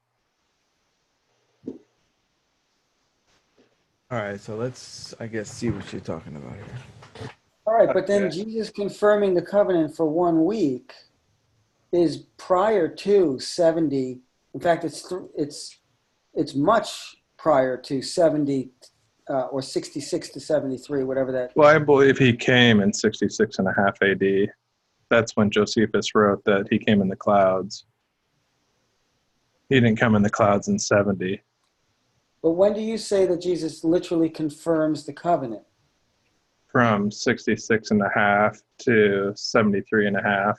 So, Rob, was there a pre-tribulation rapture like in 66.5 AD? Right. I'm not making fun. I'm just asking. Was I know, there a catching up? I mean, there might have been a catching up. I don't know for sure. I mean, it makes sense that there's no writing afterwards. I Right. asked Don about that. To me, I think there probably was a catching up. Right. So, in other words, the There's pre-trib a, rapture is not something way off in the future. It happened in the first century. Exactly. They were raptured, and then the tribulation came. Exactly. Okay. we see in the New Testament there's a rapture that's talked about, that they came out of their graves and went about the city. What is that? Is that a first rapture? I don't know. I think you're Resurrection? confusing where they came out of the graves at his crucifixion. Well, actually, I thought that's it not was at his resurrection. crucifixion. That When was he- after he had rose from the dead. Yeah, when he rose from the dead. It's like, Well, Is it- that time period. I'm The first, got that my timing a little off there, but within a few days. Just 3. Right. I fouled up what there. resurrection are you trying to put in here, Stacy? What was the question? What was your question? What was your question? Well, Matthew was asking about when he shall confirm the covenant. What does that covenant look like in 66 or so AD? And I just said that, well, if you're going to go with that view, that the confirmation of the covenant would be the writing of Revelation, because that's the testimony of Jesus Christ. So he is confirming the covenant in that instance. Yeah, I mean, roughly that's about when it would have been written. And where do you get? Is there scripture that says that that the writing of a thing is the confirmation? But now, can I bring one thing up too about Romans 15:8? The Because I love this testimony. passage.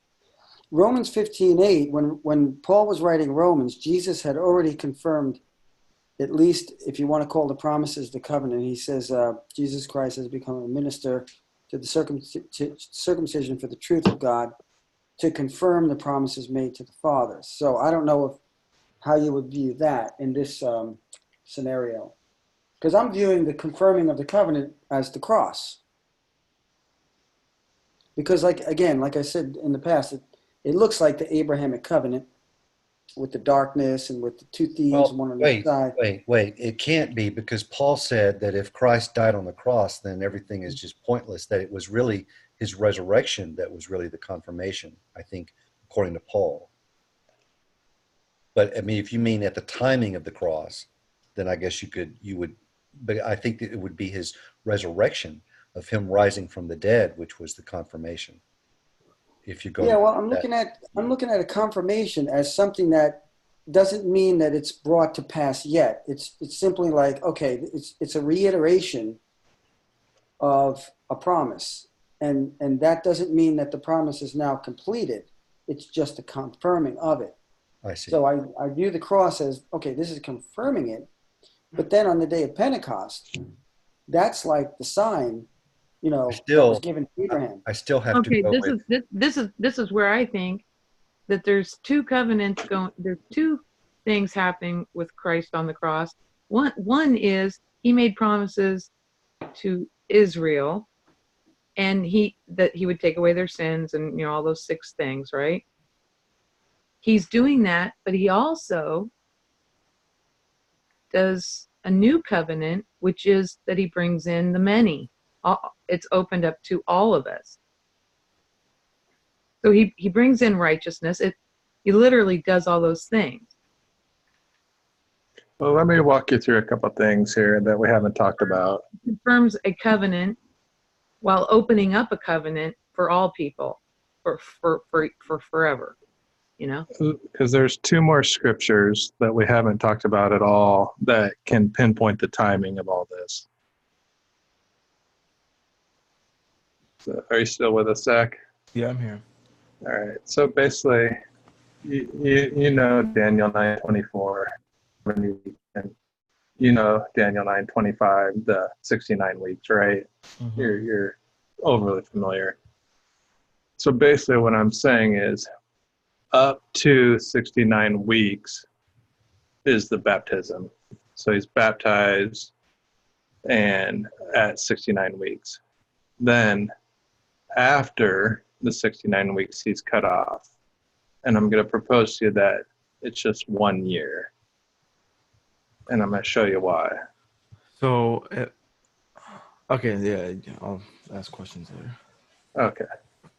And then I think you heard Matthew, the explanation that I explained the last week is from 66.5 to 73.5. You're on board with all that so far? So you do say there's a gap. Obviously. Right. Okay. were you here, Zach, when he pulled up Ezekiel? Yeah, he went to Ezekiel 39 or something like that. Yeah, Ezekiel I 39. didn't see it though, but All right, he talked about a 7-year period, Mhm. and then he showed us on Wikipedia that the first Jewish war was 66.5 to 73.5, which Mhm. was a 7-year period. So he is proposing the idea that verse 27, is it? That is that 7-year week. Mm-hmm. Right. So I think you're on board with everything so far.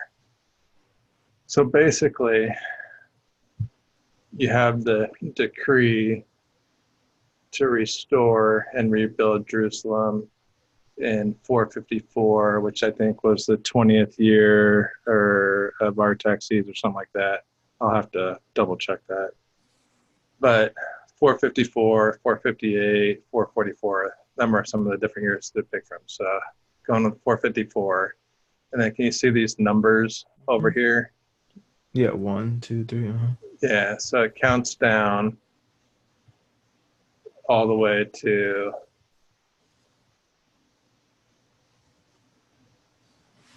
up until, get down here, up until 69 weeks. Up to 69 weeks. And then he's baptized in 29 AD. Then after 69 weeks, he's cut off in 30 AD. And then you got the gap, 1, 2, 3.5. He's the consummation takes place in 70 AD. The sacrifices end. But so that's pretty much, we went over that. Now I'm going to show you a couple different things. Well, what's so the green stuff is the other 3.5 years left over. Exactly. And what was to accomplish that? Like that, what? Mm-hmm. That's right here. So you have the sacrifice and oblation ending in 70. So and then he shall make it desolate and determine to pour. That's the green. So the first part of that verse is yellow. And you should highlight that verse actually, but isn't that stuff done at 70? Not all of it. The war lasts 7 years. So yeah, the temple destroy ends the sacrifice oblations, but making it totally desolate wasn't done until 73. So he's saying the Lord came back at 66. Yeah. I'm just trying to think, because technically the land wasn't made desolate, really ever. There are people always living there.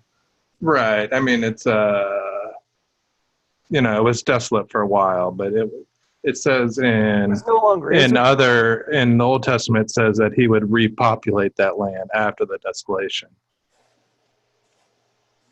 But anyways, let me get to these other new facts, unless you have any other questions. I'm following what you're throwing down. Okay. All right. So there's 2 other scriptures that point to the timing.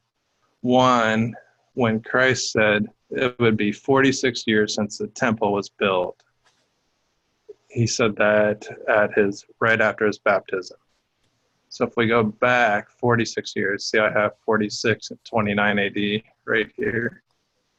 Yeah. So if we go back 46 years, guess where that puts us? It puts us at 19 BC. Now let's look at history. I got to go back because I went to the war.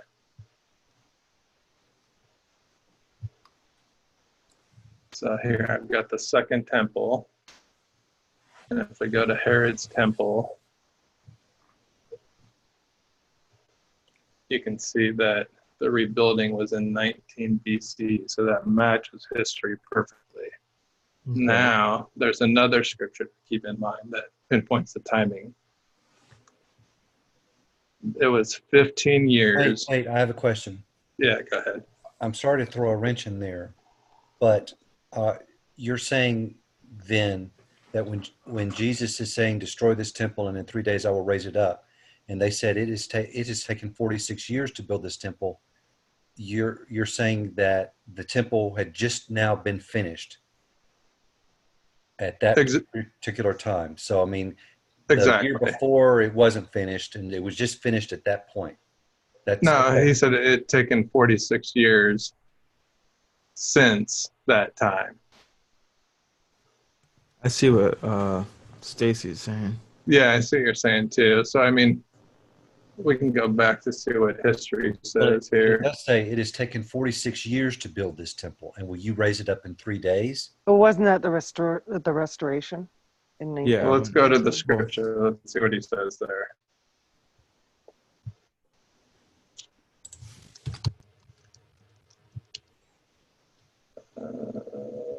On one Gotta get in the New Testament. towards the end. No, John 2. John 2, yeah, there. 20. Yeah, he says 46 years was this temple in building. So he's just saying, has it been 46 years since it was built? Mm. Let's look at a different version.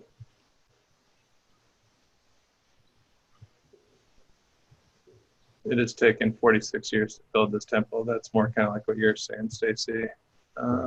Yeah, not saying that like, because what Stacy's saying, I mean, it makes sense. Like, is it this year when Jesus said this that the temple was just finished? Like, Well, I it's don't been know all the like, ins and outs, but I basically know that's what he was saying. So that's just one thing. I have another timing. okay. What's the other one? Okay, so the other one, and there's more than just these. These are just some of the ones I'm putting together. So it was 15 years since Tiberius' reign that he was baptized. And so if we back up 15 years from 29 AD, when do we get his reign beginning? 14 AD. Let's check history.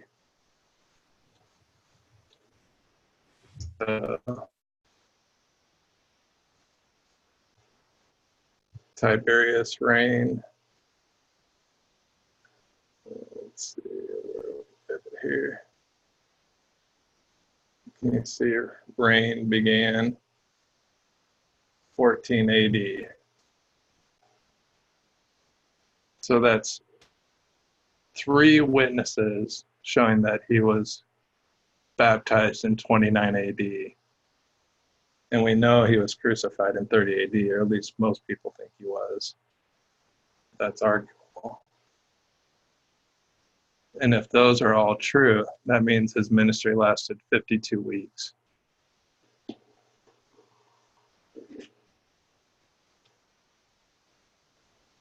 So that's what I think. Could you Yeah. summarize that? Yeah, so basically you have 454 BC. You have the commandment to restore and rebuild Jerusalem given by an Ezra. And so 69 years later, or 69 times 7, right up to the 483rd year, then Jesus is baptized in 29 AD.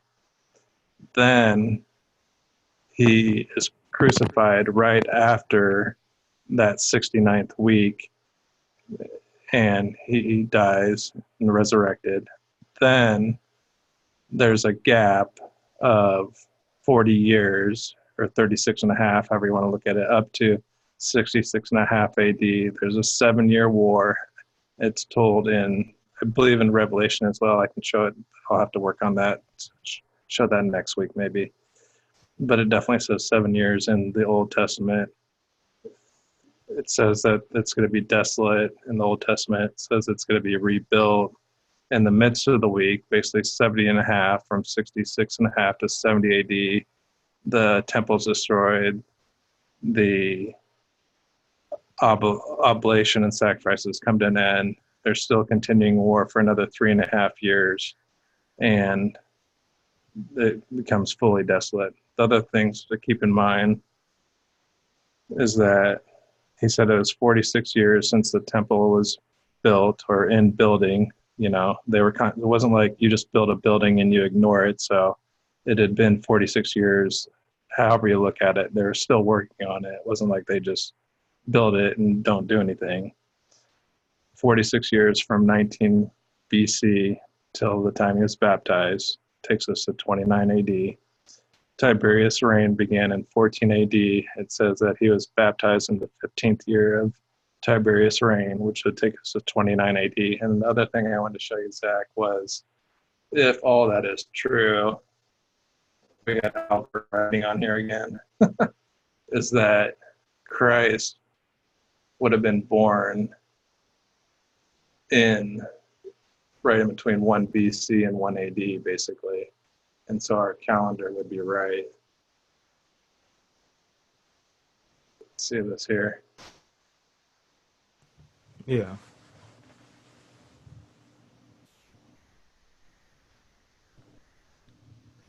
I don't know if I summarized that good enough for you. Have any other questions? I have this just popped in my mind. So the tribulation period, would you say that that's the 7-year period starting in 66? Right. So it starts in 66 and Mm-hmm. ends in 73.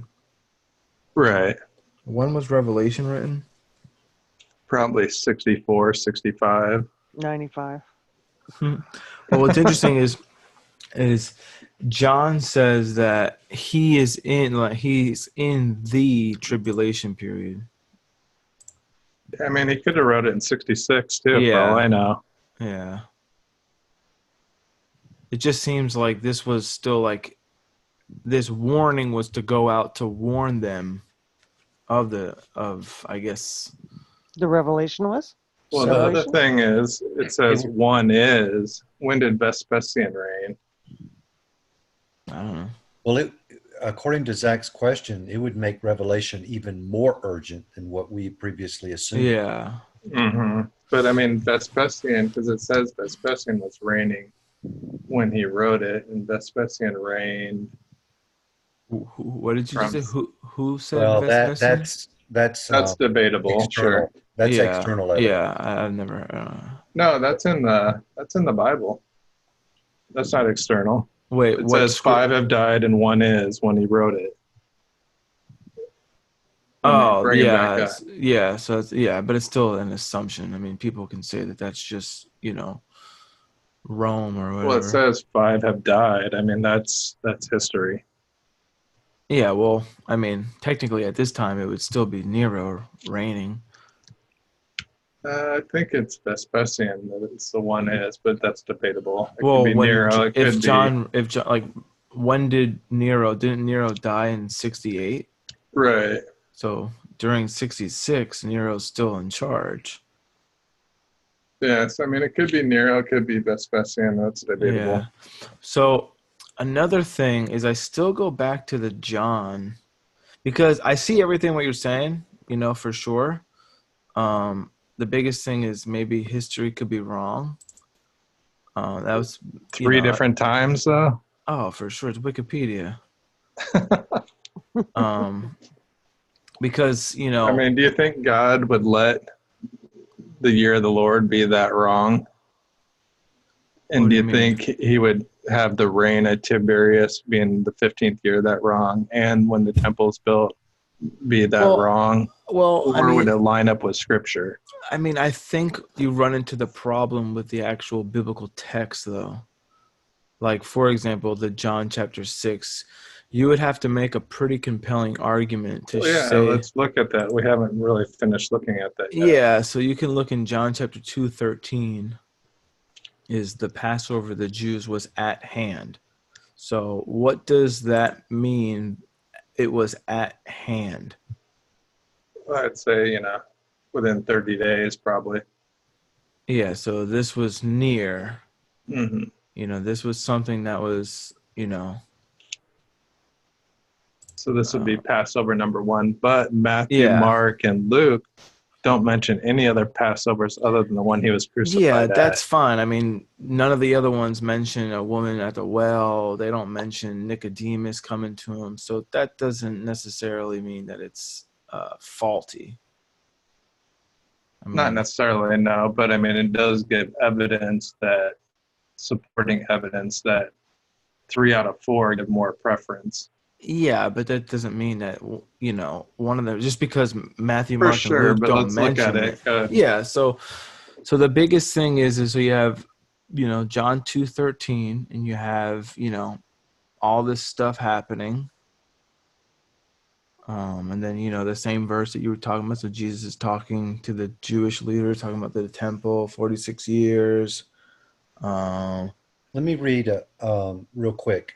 This is on the website that I had posted on the manuscript page, and they're actually debating John 6:4 and the term topascha, which is Where are you reading this from? it. I posted it on the manuscript part in Discord, and so it's a question, and the question is for the Passover. Is that actually, or should that be in the text? Mm-hmm. And so this is a response of one of the individuals that had been looking at it. And he says, so he's quoting this person, and then he's going to respond to it. So this is the quote. 6:4 doesn't quite fit into the story, and we have almost the same twice earlier in John. Of course, John could have repeated himself. 6:4 may easily have been, and it seems very likely, a post-Johannine explanation into the text. It cannot, of course, be proven, but that is not the aim of the philological scholarship anyway. And then this is the response. TC on classical text often deals with a very poor manuscript base, and so conjectural emendation becomes much more important. The more manuscripts you have, the less need for conjectural emendation. What we are discussing here concerns John 6:4 is in the realm of sheer speculation. It doesn't quite fit into the story. Why should that be? Or could it possibly be that John is organizing his narrative in a way different than a modern reader might expect? This could be more of a genre literary issue than a textual criticism one. Well, And look at John 1. He was going to Galilee. In John 6, he's going to Galilee again. right, hint, the fact that we have almost the same twice earlier in John might be a clue that this is not incidental or an addition, but that it's intentional on John's part. So I would suggest that doesn't quite fit is a judgment that is not concordant with the full context. So what he's doing is he's saying that John is just sort of reiterating that same Passover, is from what I got from that. I mean, but it's weird because in John 2, it says in verse 23, it says, "Now, when he was in Jerusalem at the Passover feast, many believed in his name when they saw the signs that he was doing." So it kind of sounds like it's not like, so in verse, what is it, 13, like the Passover is at hand, it's near. And then 23 is boom, they're at Jerusalem at the Passover feast. So it's, done, it's being partaken in. And then you have, What miracle did he do? I'm going to try to lay a foundation here. Or what? I mean, I know What at was the the wedding question? it's the water to wine. Yeah, that So was when, But I don't think that so we're was the trying to same. figure out when did he go to the wedding? Because he was baptized. Then 40 days later, he's in the wilderness. When Mhm. does he go to the wedding? The Yeah, I don't the know. wedding was the beginning because of his ministry, or just before, because his mother. Remember, he says it's not his time yet. But then he goes ahead and does the miracle. So And the doesn't he wedding was pray to the before Father he was then? baptized? Because he says a prayer like Yeah, I'll read it knows right that here. this event. Okay, yeah. Yeah, so it says verse 1. It says, "On the third day there was a wedding in Cana in Galilee, and the mother of Jesus was there. Jesus was also invited to the wedding with his disciples. When the wine ran out, the mother of Jesus said to him, 'They have no wine.' And Jesus said to her, 'Woman, what does this have to do with me? My hour has not yet come.' And his mother said, 'Do to the servants, do whatever he tells you.'" So, I mean, another thing is, when did he get his disciples? But does he say a prayer to the After Father? the 40 days, we figured that out. So then that would be So this wedding takes place after that time, Does it? I guess, because he says he's at the wedding with his disciples, verse 2. Yeah, so it'd have to be. So then he's baptized 40 days. And then there's a Then, Passover. well, he calls the disciples and then the Passover, right? Yeah, and then because in verse 13 and 23, it says that the Passover's there. Right. So now we got one Passover. So, but John that would, 2:13. but then that would necessitate that it would be more than 52 weeks, because if his disciples came after the 40-day, like if his ministry starts and then he gathers his disciples, I mean, that's obviously more than 1 week. So from Passover to Passover is, you're already over 52 weeks for it to be 1 year perfectly. What makes you say that? So when do you start the 1 year countdown? Well, I have it starting at Passover, but Okay, so yeah, if you started at Passover, then yeah. because I have it on, I'll bring up, because the way I figure it, because I'm kind of going with Alan's thing that, am I sharing my screen? Okay, there we go.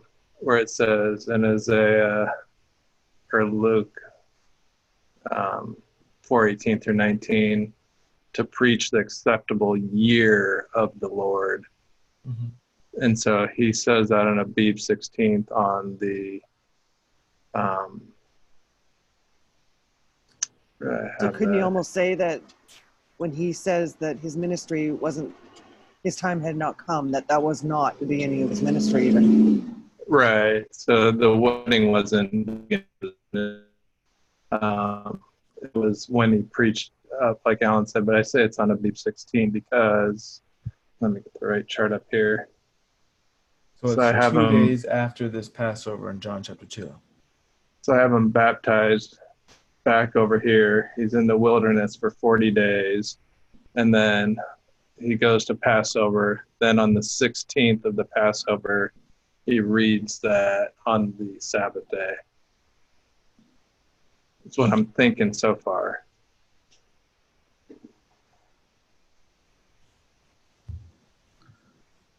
Okay, so this chapter, John chapter 2, is the start of when in verse 23, you say Passover is the 15th, the 14th, whatever. Right. So 1 day, 2 days later, Jesus' ministry starts. So according to John, yeah, it starts on the 16th, and then literally a year later, he's crucified. Yeah, I see what you're saying. 1 year to the day. But yeah, I mean, I guess it's just, because that's one of the biggest thing. That's what not Matthew. That's what Michael Rood does. He rejects the John 6:4. But no, I'm not rejecting it. I want to work our way through it. Yeah, we're only at the first Passover. Yeah, let me read this. I think it's just it's either just a retelling of the first Passover or it's a retelling of the second Passover. This is an advanced theological book that I found on that website. They took a picture of it, mm-hmm. and they showed it. I think it's from Hort. Can you share it? Commenting on chapter 6, verse 4. And then it says, to pasa. Apparently some fathers and other ancient writers, though it stands in all extant Greek manuscripts. According to Epiphanius, Haer 444, the persons whom he calls alogi found fault with St. John's Gospel as assigning 2 Passovers to the ministry, while the other Gospels spoke of only 1. Against the supposition that the ministry lasted but a year, see below, Irenaeus 146 FF maintains 3 Passovers, the second being the feast of verse 1, while he is silent as to 6:4, though he goes on to refer to particulars furnished by the neighboring verses. Origen, whose commentary is defective for the whole, of that verse is contending that the saying in verse 4:35 was uttered at an earlier time than the winter following the Passover. Of CII urges that the unnamed feast of verse 1 is not likely to be the Passover, giving as a reason that shortly afterwards the statement occurs, and then it's the Greek writing, as these words now stand only in 5, 6, 7, 2. Either he must have treated 6:4 as referring to the Feast of Tabernacles, whether as containing to the name, and then the Greek name, or as containing no name of a feast, and therefore to be interpreted by 7:2, or his text must have lacked 6:4 altogether. Nor indeed he have failed to appeal to the stronger and more obvious arguments furnished by Tolpasa had he known it in this place. The comment of Cyril on 6:1 has the two indirect quotations and then the Greek words. Okay, I'm done. Well, I think is John 3 repeating John 1? Because it talks about baptism again. Well, he's just saying that he's talking to Nicodemus, and he's saying one must be baptized with water and the Spirit. Well, So- no, it says Jesus came and the disciples were baptized.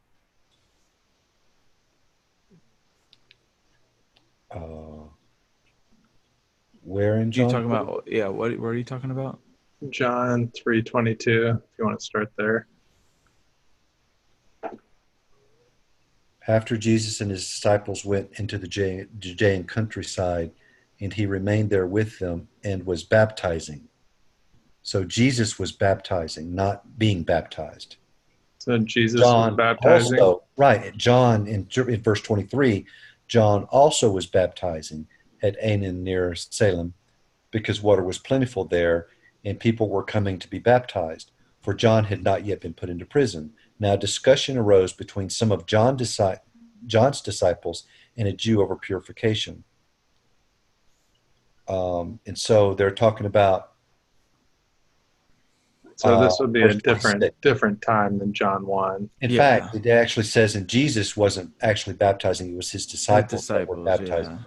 But in verse 26, it says, they came to John and said to him, Rabbi, he who was with you across the Jordan, to whom you bore witness, look, he is baptizing, and all are going to him. John answered, a person cannot receive even one thing unless it is given to him from heaven.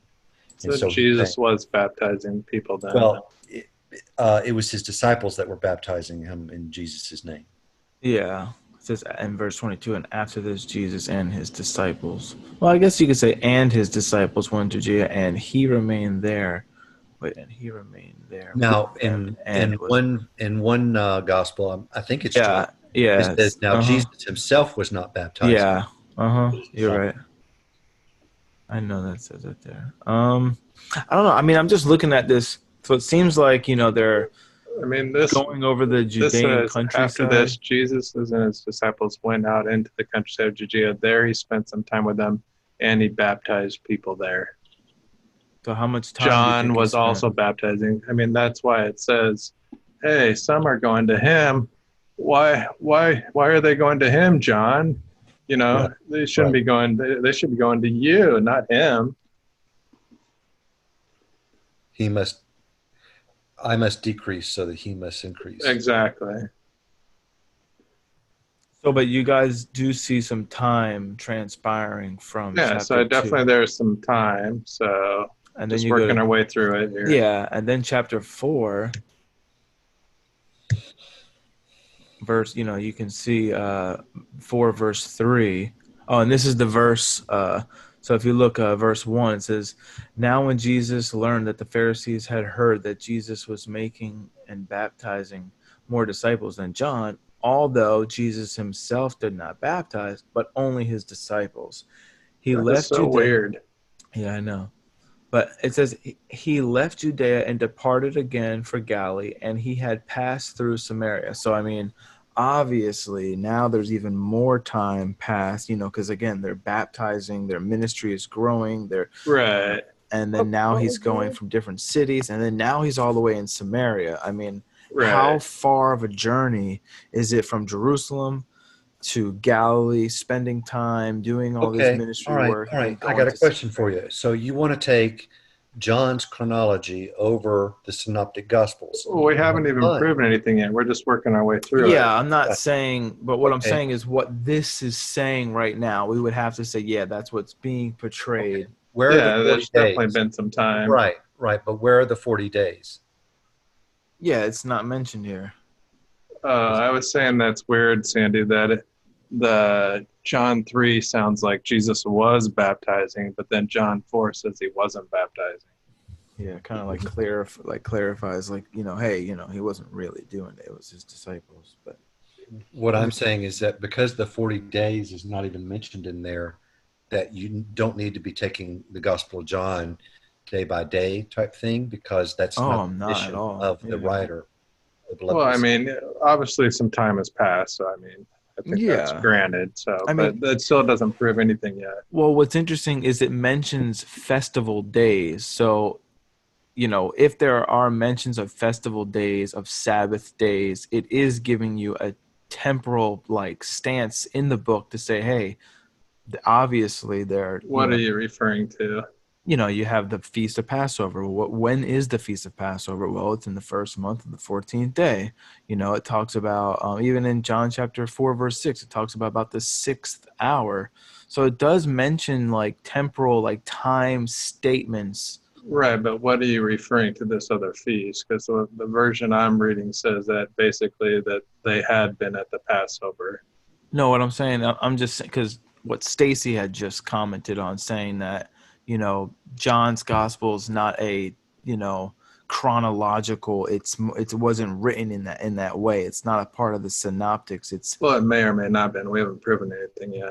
Yeah, I'm just, saying to state to Time counter has what definitely Stacy passed. said is that in John, you can't just say John's not referring to time statements, not referring to an actual count, Well, he because definitely doesn't, because he has Jesus. He doesn't even talk about the 40 days in the wilderness. I know, but that doesn't necessitate that John doesn't mention time statements. Right. So there No, are I'm not saying it doesn't. time I'm just saying doesn't. You can't literally have to take everything in order. right, there's definitely time statements, but like what Rob is saying, you don't have to take those time statements as immediately preceding the previous time statement. Yeah, I mean, so then how would you read that though? Well, let's work our way through it. We've only up to John 4 so far. Well, I mean, we've gone through 2 chapters already. So Yeah, and we're are still these only talking about one Passover. Where have you found anything different? Yeah. I mean, I'm only trying to continue the theme of John and say, okay, so is it Right, going sometimes backwards or is it past. going forward? Forward. Okay, so what would you say, Stacy? It's going forward. Okay, Or- uh-huh.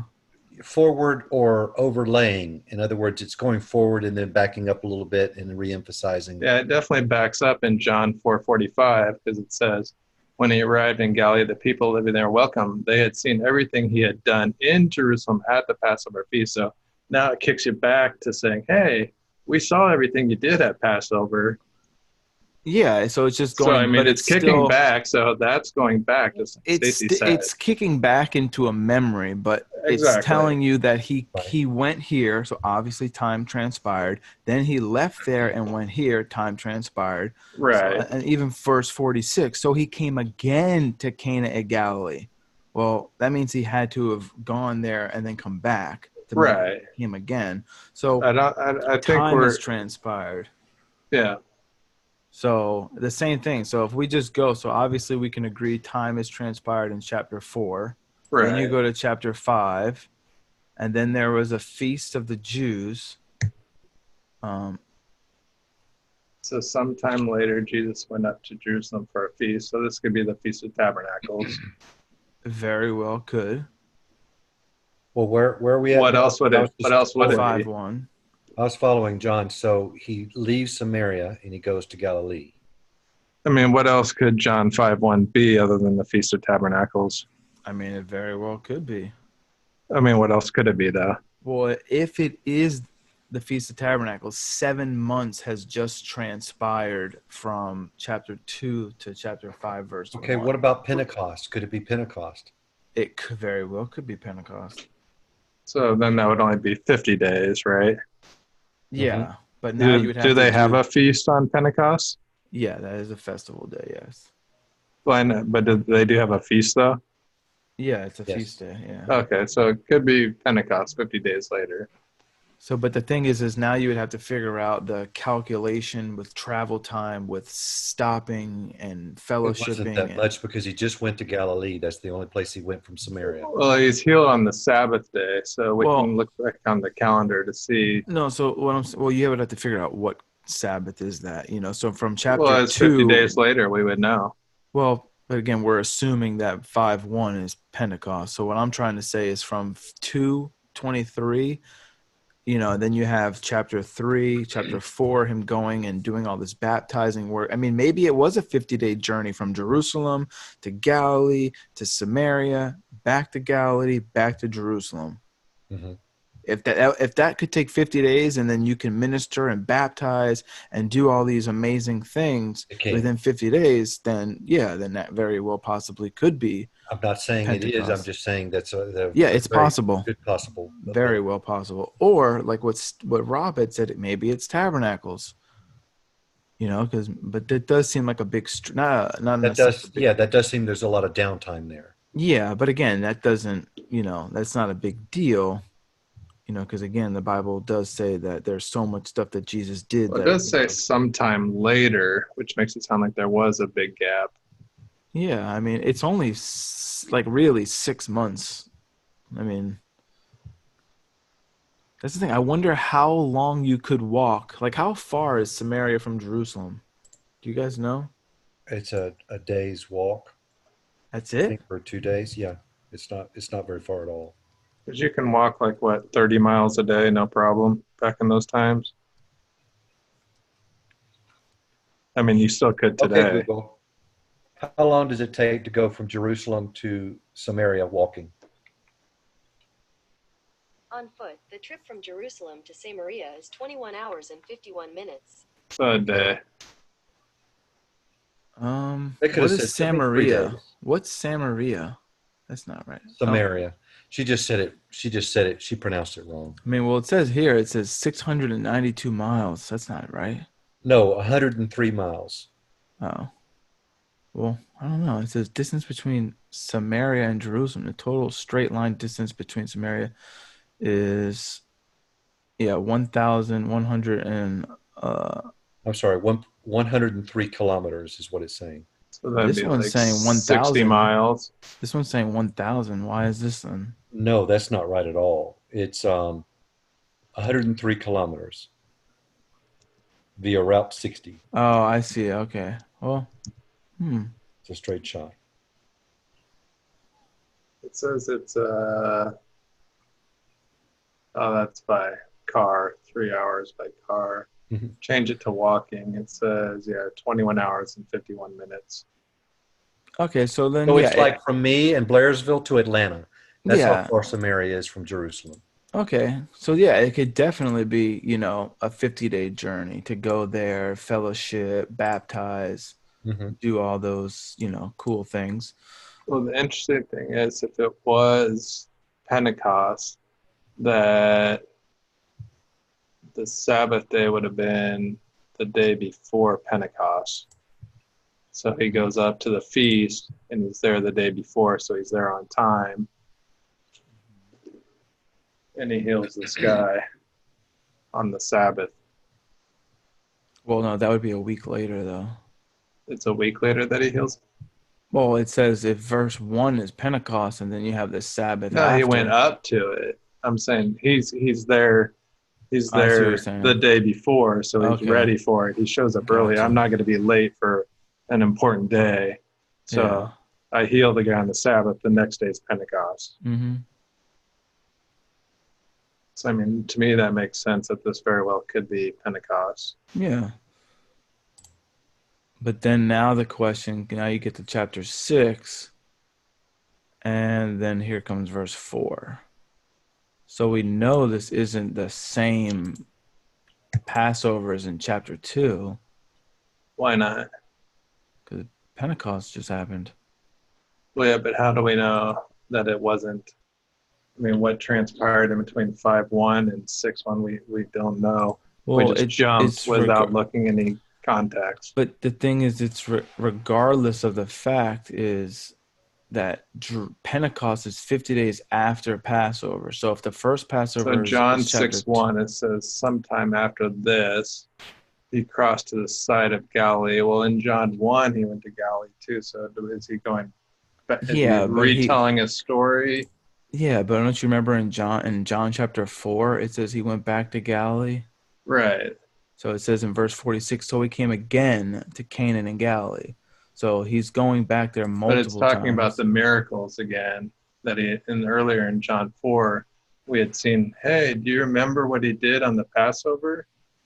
And here again, it's talking about miracles that he had done. So that was also around Passover. So how do we know that it's not referring to that Passover? So if you Because look I at, can say the same thing in John chapter 5. That feast is just Passover again Well, we so know because some he went time up to in, Jerusalem. right, but verse 22 it says on the next day, the crowd that remained. 522 or Yes, 622. okay. So if this were Passover, they were leaving Jerusalem. Yeah, you're not required to stay there after.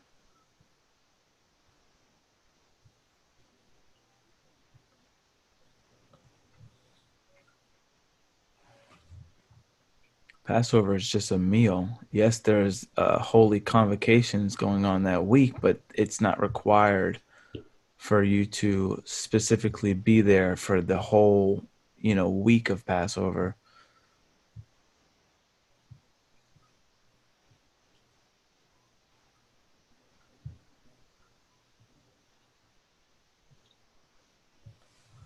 So, I mean,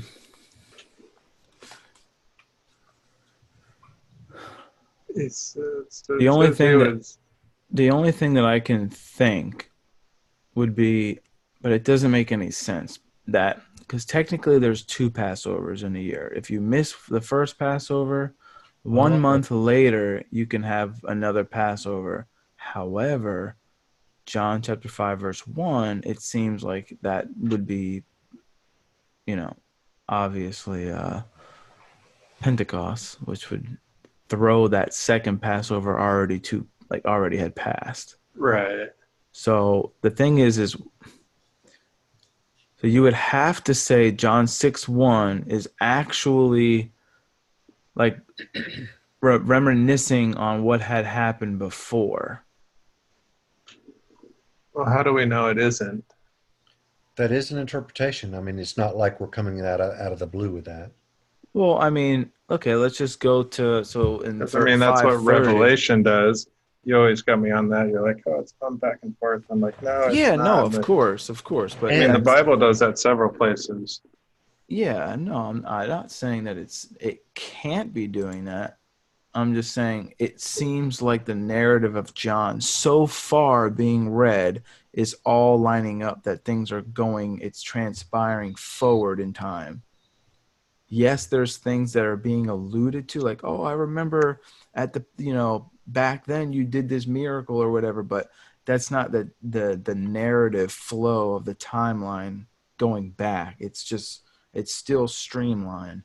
It's just But continually going well, it all the seems way to like John Jesus' death. 6:1 goes with chapter 5. Seems like there's a bad break there, maybe. Yeah, so that's what I wanted to see in John chapter 5, what's going on here? I mean the heading in John 5:30 is witnesses to Jesus. Saying I can do nothing on my own, as I hear I judge, and my judgment is just because I seek not my own will, but the will of him who sent me. So That's so why this is it's because just it says sometime after this.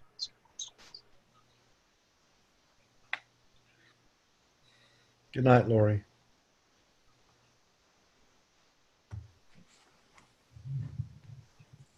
So I guess from chapter 5:19 to the end of the chapter, it's just like a pretty powerful speech of Jesus that he's speaking to the Jews because they assume that he broke the Sabbath day. And then John chapter 6:1 says, after this, so after, like you were even saying that,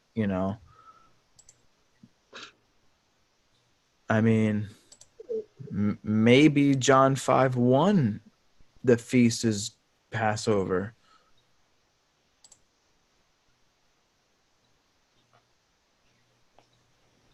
Because how I'm reading it, it says, after this, Jesus went away on the other side of Galilee. So it seems like what you were saying, Rob, is that, okay, in John 5:1, this, if hypothetically speaking, this is Pentecost, he gets there a day before, it's the Sabbath day, he heals. Mm-hmm. But what's transcribing here is the Pharisees are accusing him of breaking the Sabbath. Mm-hmm. Right, so this is still the same thing. And then Jesus says to them, 5:19. So this is the same Sabbath day. He's just trying to show like that, that he's not breaking anything. He's, he's the So main John man. 5:1 could still be the same Passover, you're thinking maybe? No, it's definitely another feast day. It's not John chapter 2 Passover, because we can already see that he went away, did some awesome stuff in Samaria, did all this stuff. We're assuming that 5:1 is 50 days later, give or take. But what I'm saying is maybe it could be a year later. He's gone doing all this stuff, Mm-hmm. and then he gets there, for the Passover. And then, because just like you said, maybe he gets there a day early to make sure that he's there on time, because that's when you're commanded to be there. Then 6:1 says, and after this, after Jesus rebuked these Pharisees and whatnot. All right, I got a whole different idea that you planted in my brain, Zach. Okay. All right, so John 2, it's the first Passover. Mm-hmm. He gets there, and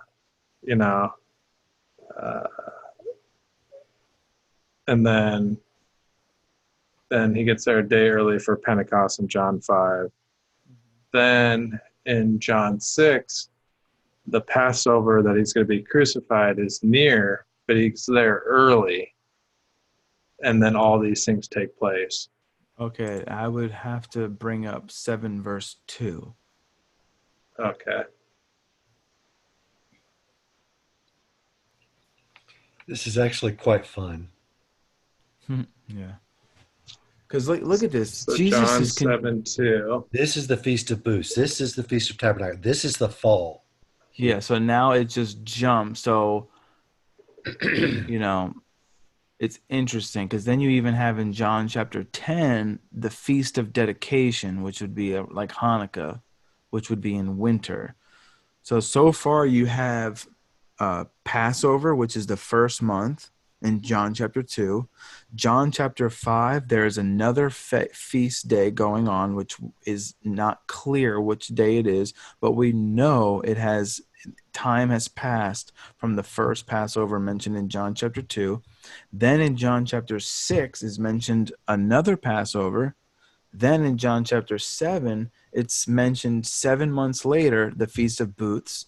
John chapter 10, we have the Feast of Dedication, which would be why Hanukkah. Okay. Is the Feast of Tabernacles the first fall feast? No, it's the last fall feast. Okay, so what is the first fall feast? Would be the Day of Trumpets, Yom Day of Teruah. Trumpets. Mm-hmm.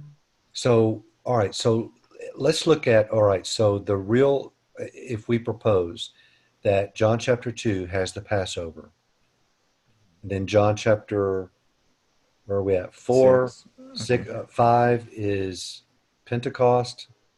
Mm-hmm. John chapter 6, we'll just leave for a moment. And then we go to John chapter 7, we're in the fall. Yeah. So we were in the spring, then we've got an unknown feast, and now we're in the fall with the last of the feast. So couldn't John 6 actually be A mistranslation? Because you're saying that John chapter 10 is, another feast later on. Well, that's not. It's it's Hanukkah. It's like 2 months after Tabernacles. What if it wasn't Okay. the Passover in John 6:4? I mean, Right. So the thing is, it says that, and there's no textual variance within the Greek manuscript that actually indicates that it's not there, or there's a there's, if there was other manuscripts that read, oh, this one actually says, the Day of Trumpets, then, maybe, but it says Passover. So there is one manuscript that doesn't have yeah, but that's, Pascha there. so What the does thing, it say? It has everything that's written there except yeah, Kol except, Pascha. yeah, but the So thing is it's very difficult to base an argument on on one, that alone, yeah, sure. on that But if alone we're for looking sure. at the fact The that we're in the consistency of spring, everything else, right? right? If we're looking at the spring in John chapter 2, 50 days later, we've got the Feast of Pentecost in John 5, and Hmm. then we've got this question mark in John 6. And in John 7, now we're in the fall. Hmm. And then John 10, we're, later on in the Yeah, it seems fall, to go out of order. winter. I mean, it seems like it would go in line if John 6:4 wasn't there. It looks like you've got a full Yeah, seasonal it would be a fresh. full year, definitely. So John 6 is the main, crux to the 1 year, 70-week ministry, because it seems that, another year had passed from John chapter 2 with Jesus, doing all these miracles and doing all this stuff, you know. But again, it's not like a big jump to say, like, why can't it be that? I understand Rob's position with the other historical evidence and things like that. Mhm. Um, but again, like what I was trying to bring is the internal evidence of John 6:4. Um, I have another question. Actually, it looks like there's two manuscripts that, not just one. Okay.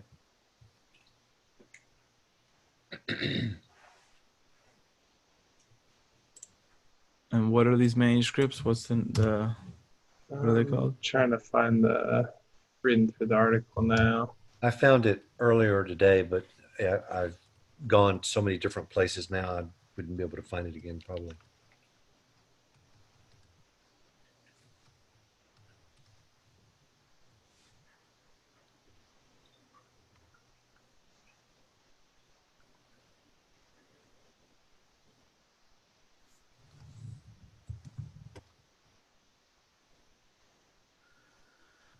I just pulled up a Michael Root thing. I just typed in Google, you know, how many manuscripts, but it just so what he's saying is John 6, yet another bad Bible translation from the Hebrew Roots camp.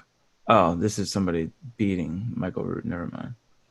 Yeah, you're on the same thing I'm looking at, but that guy does quote that Michael Rood does correctly quote two manuscripts that don't have it.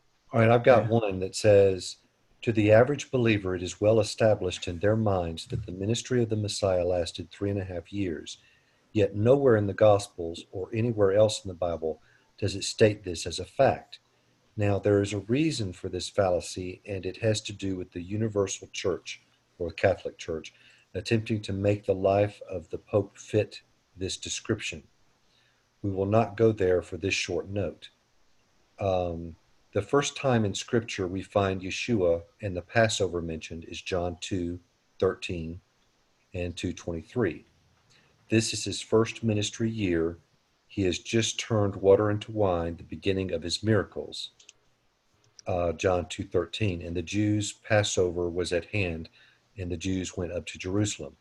Now that the King James translators never make Passover a proper noun, note also Yeshua went up to Jerusalem. This is important because coming from a Hebrew heritage, he and his family always kept Yod Heh feast, Luke 2:41.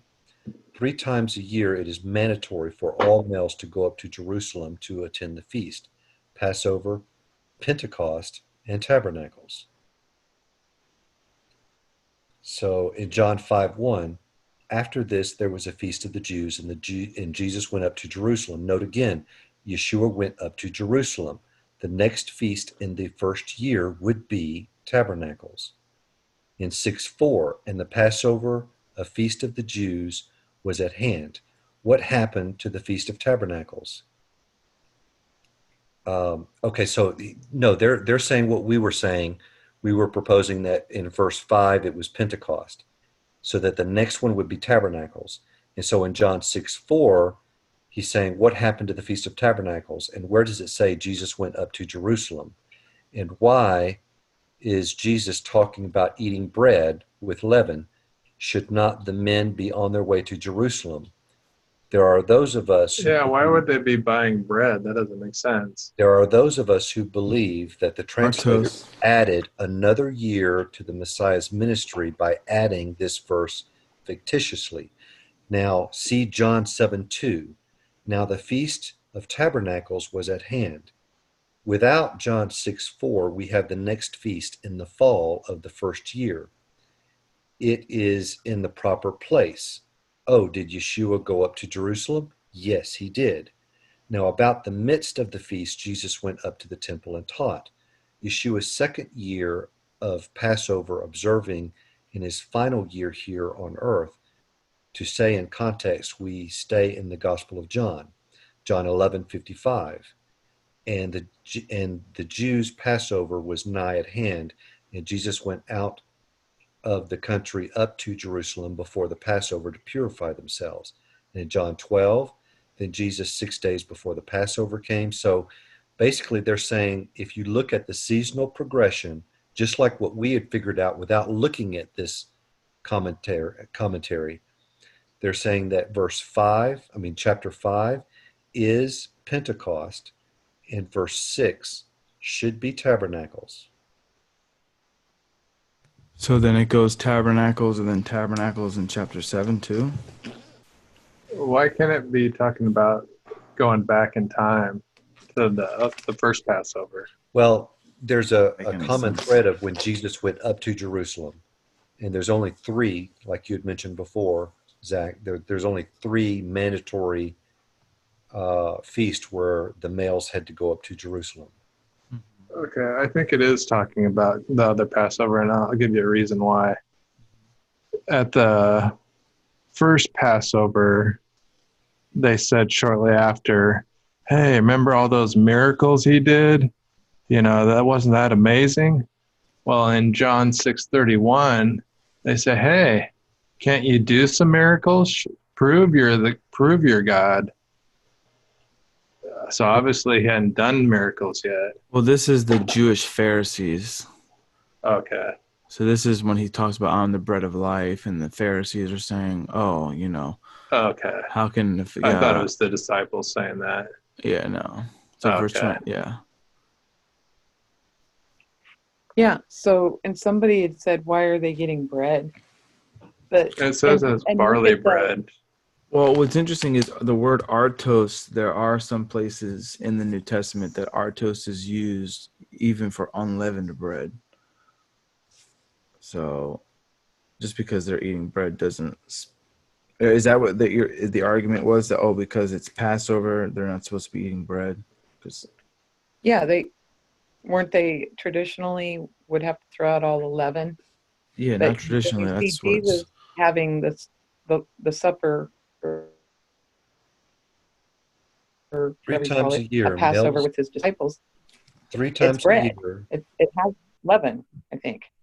three times a year shall all thy males, this is Deuteronomy 16:16, Mhm. got to be significant, all the males appear before the Lord thy God in the place which he hath chosen, in the feast of unleavened bread, Pesach, and in the feast of weeks, Shavuot, and in the feast of tabernacles, Sukkot, and they shall not appear before the Lord Yahweh empty. The next time we see Yeshua and the feast mentioned is John 5:1. That would be Pentecost. So what 3 times did you have to go up again? Which ones? Passover, Tabernacles, and what else? Pentecost. And Pentecost. Yeah, Passover, Pentecost, and Tabernacles. So we saw him possibly at Passover in John 2. What this guy is saying is that if John 6:4, that verse, is taken out, you have a perfect seasonal progression. Yeah, you have a full year, definitely. So Otherwise, if we just leave out 6-4, how does that change the scenario? Doesn't change it it doesn't. whatsoever. It's It still doesn't. continually going forward, just like Well, I'm everybody's saying, saying. would it be all the Feast of Tabernacles in John 7?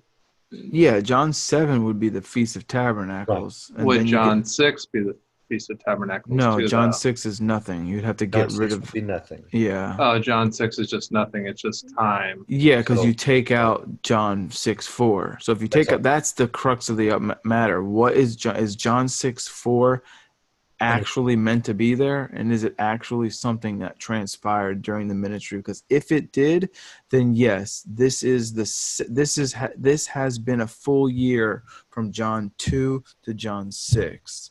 But if it's not there, Doesn't then it seem like it's just kind of thrown in there? It doesn't like fit the story. When you look at it I mean, internally it that does. way, yes. If you just look at verse 6:4 and you're under the impression it has to be there because it's there, then it does Well, sort of like no, because throw the seasonal progression off. it seems that you have mentioned like throughout the entire book of John feast days and Sabbath days, and so it's showing you that they're keeping an orderly account of what's going on during and giving you pinpoints of particular time periods of when these major events are happening.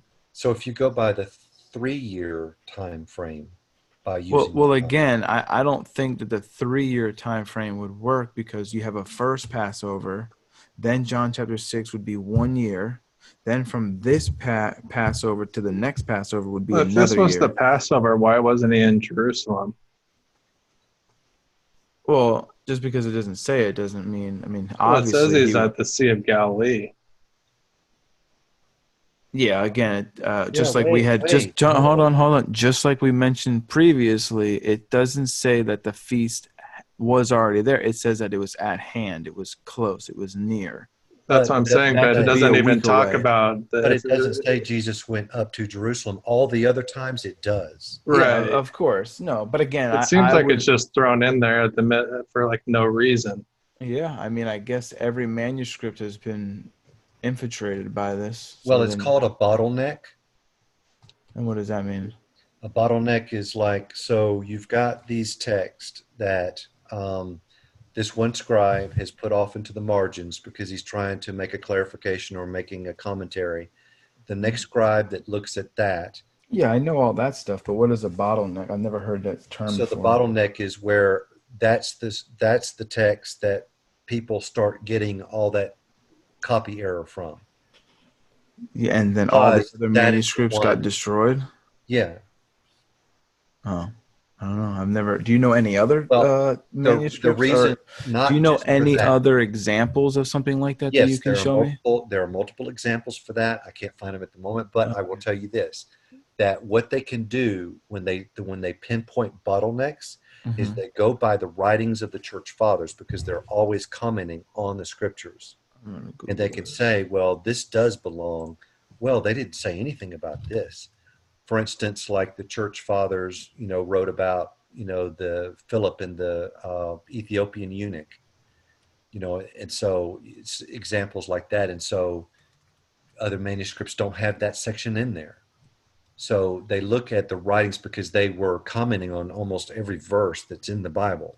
So the verses that they're not commenting on, that they're silent on, they're saying, What well, about this? Whole different way. What if chapter 6 is just out of order? John chapter 8, verses 1 through 11 really actually don't belong there. But it's there through tradition. It's fine to be there. I'm glad it's there because I know where to look for it now. But Yeah, it's but actually that's been agreed upon, found. though. That's But what I'm it's saying. actually found in Luke.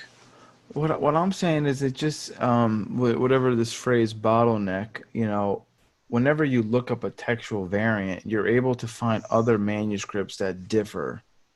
There are two. So, well, again, have you actually seen them? I mean, somebody can just say that, but have you actually looked into it? And why don't I guess that's what I'm trying to say. Like when I'm looking up textual variants, like especially in my books that I have over here, these things go into the nitty gritty of different letters that different Well, manuscripts why? use I by the mean, why spelling. can't John 6 maybe supposed to be more like John 10 and a half, or you know what I mean? I mean, About that, I could agree, I guess. I mean, saying maybe like, I'm just saying it got placed out of order, like that happened in Daniel. The chapters kind of seem like they're out of order sometimes. Yeah. No, I can definitely, You know, they had the manuscripts written down, and then okay, I'm gonna put them. I'm gonna write a longer. I'm gonna put it all on one sheet of paper, and so one guy says, okay, I accidentally put it here, and it was supposed to go here.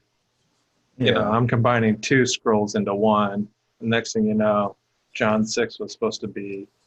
All right. It's Well, manuscript 472. Mhm.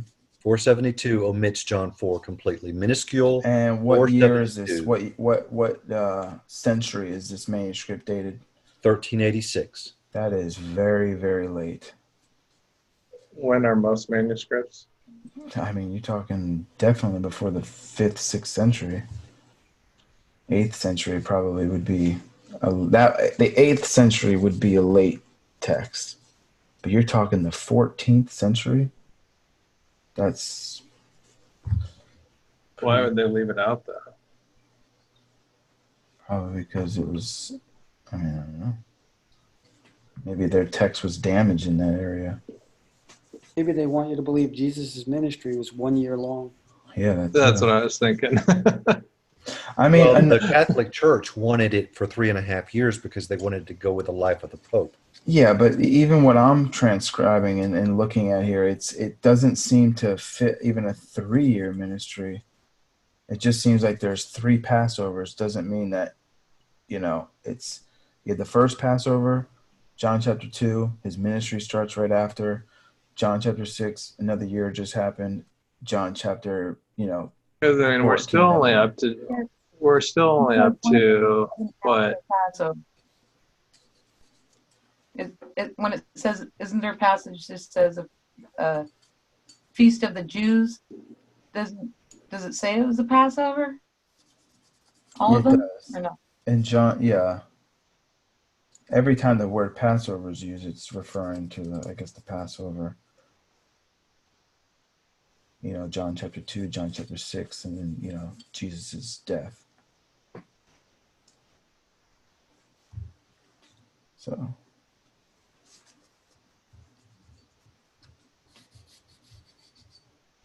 But another thing I would like to bring up is I just don't see the point of, this is kind of what Matthew brought up too, that where you have the 7-year period going beyond 70.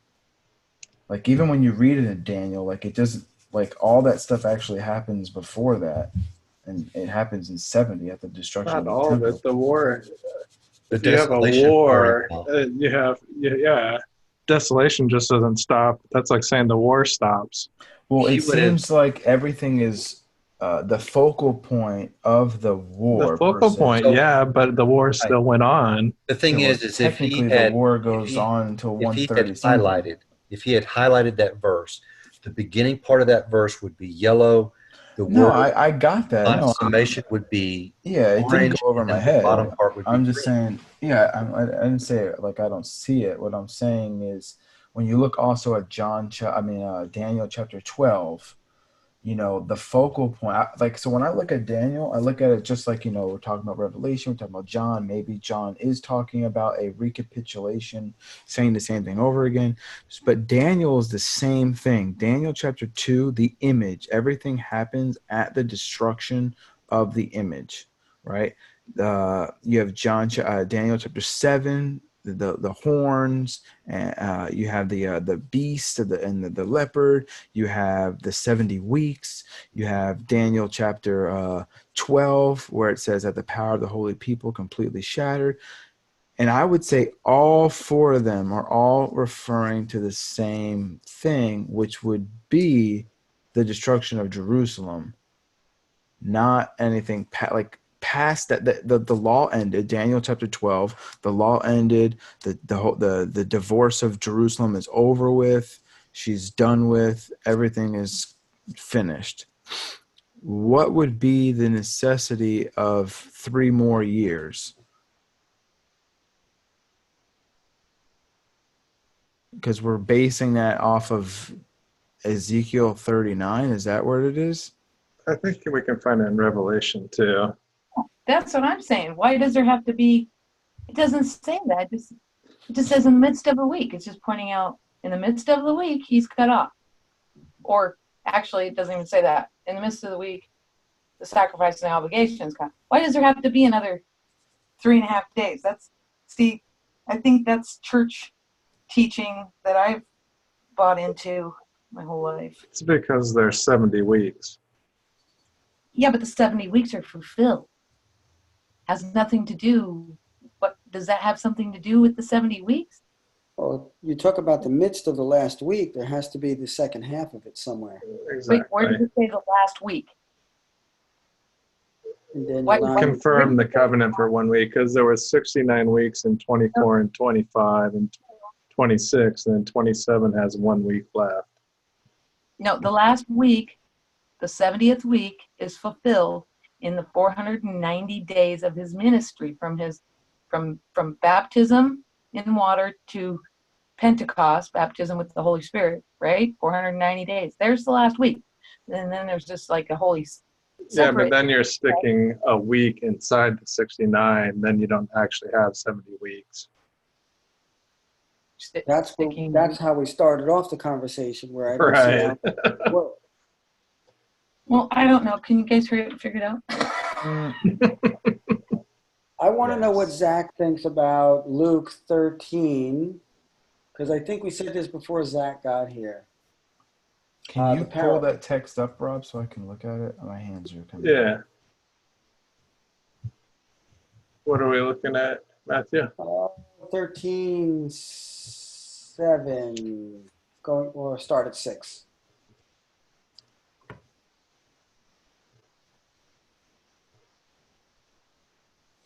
And before you read that, when Jesus quotes Isaiah, he doesn't say the day of vengeance, but it's there in the text that he's quoting from. So is the day of God's vengeance 24 hours? No. So why does the year, and it doesn't say that he's proclaiming for a year. It says he's proclaiming the acceptable year of the Lord. So if the day of vengeance is not 24 hours, why does the year of the Lord have to be 360 days? It just, to me, that just doesn't mean anything. But anyway, were you here, Zach, when we looked at this little passage here of the No. parable? No. What is it? I guess. So what are you trying to say with the parable? I'm trying to say that a lot of times in the parables, details are not relevant to the point. But in this parable, it seems like there's no reason for this time frame to be irrelevant. So he's saying that 3 years transpired between Luke 1, well, after the genealogies, Luke 2 to Luke 13. Oh, no, not exactly. Not exactly. Because this parable doesn't mean like at the time that he's telling the parable, Okay, doesn't have to mean that 3 years have transpired. I see. Okay. It really doesn't. But in the parable, he's saying these 3 years I have come seeking fruit on this fig tree. Now, the parable is that the fig tree is Israel, and that's the message. So, but the 3 years, it can be symbolic, or it can be 3 Well, years. you do realize that the Hebrew laws were that you could not cut down a fruit tree unless you had gone there for 3 years and saw that it did not produce fruit, and then it was considered a bad tree, and then it was not unlawful for you to cut it down.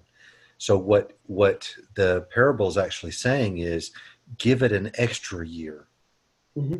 So it really, when you look at Hebrew law, it was unlawful for you to chop down a fruit tree unless you had gone there for 3 years and it did not produce fruit. I mean, I always thought like that meant like when you get into the land, when that law was given, because they were going to go into a land that was fully pagan, so they were supposed to destroy the land, and then when they planted new crops, to let those things grow for that time period and don't eat anything off of it. I didn't think of it like an eternal, whenever a plant is growing, you have to wait 3 years, but I mean, it's very possible.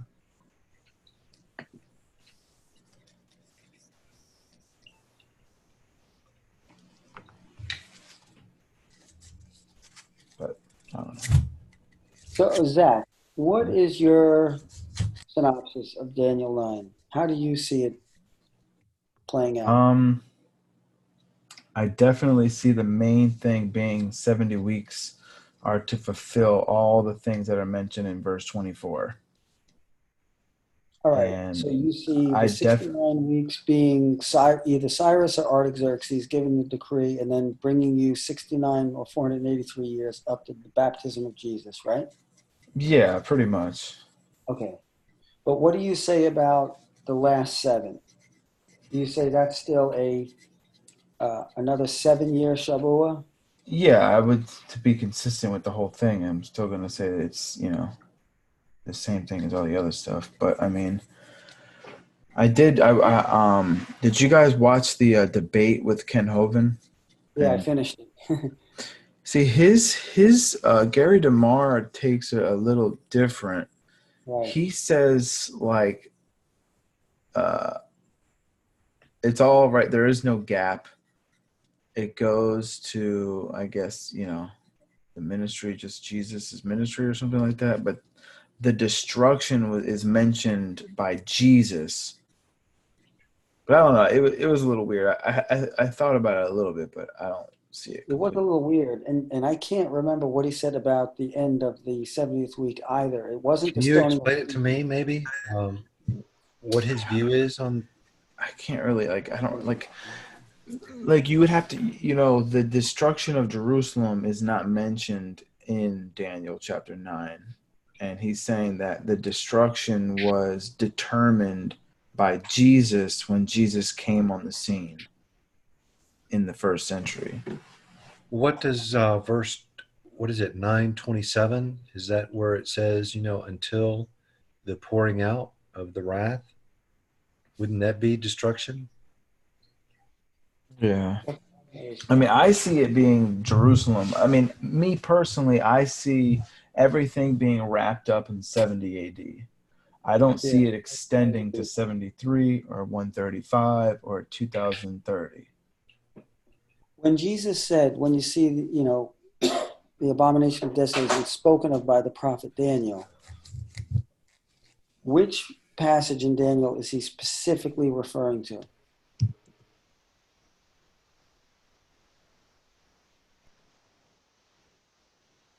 Got to be right here in Daniel 9. Got to be verse 27. All right, so the verse that Jesus is saying, when you see what now? Jesus says, I don't have it up, but when he says, when you see the abomination of desolation spoken of by the prophet Daniel. Now, Nation of desolation. Luke 21 parallels it by calling that abomination the armies surrounding Jerusalem. Couldn't the abomination also be the statue? No, Luke 21 says it's the armies. But doesn't Daniel 9 recapitulate Daniel 2? I don't think so. Daniel 2 goes all the way back to the beginning of Babylon. Mm-hmm. Well, it does go all the way back, but it does go all the way forward for the rock that was cut without hands. Right. But my point about Jesus referring to Daniel is he's got to be referring directly to Daniel 9:27. So that means that this abomination and one who makes desolate is the very thing Jesus was talking about. And we know Jesus was telling them that they were going to be destroyed, and we know that that happened in 70 AD. So doesn't that make Daniel 9:27 about 70 AD?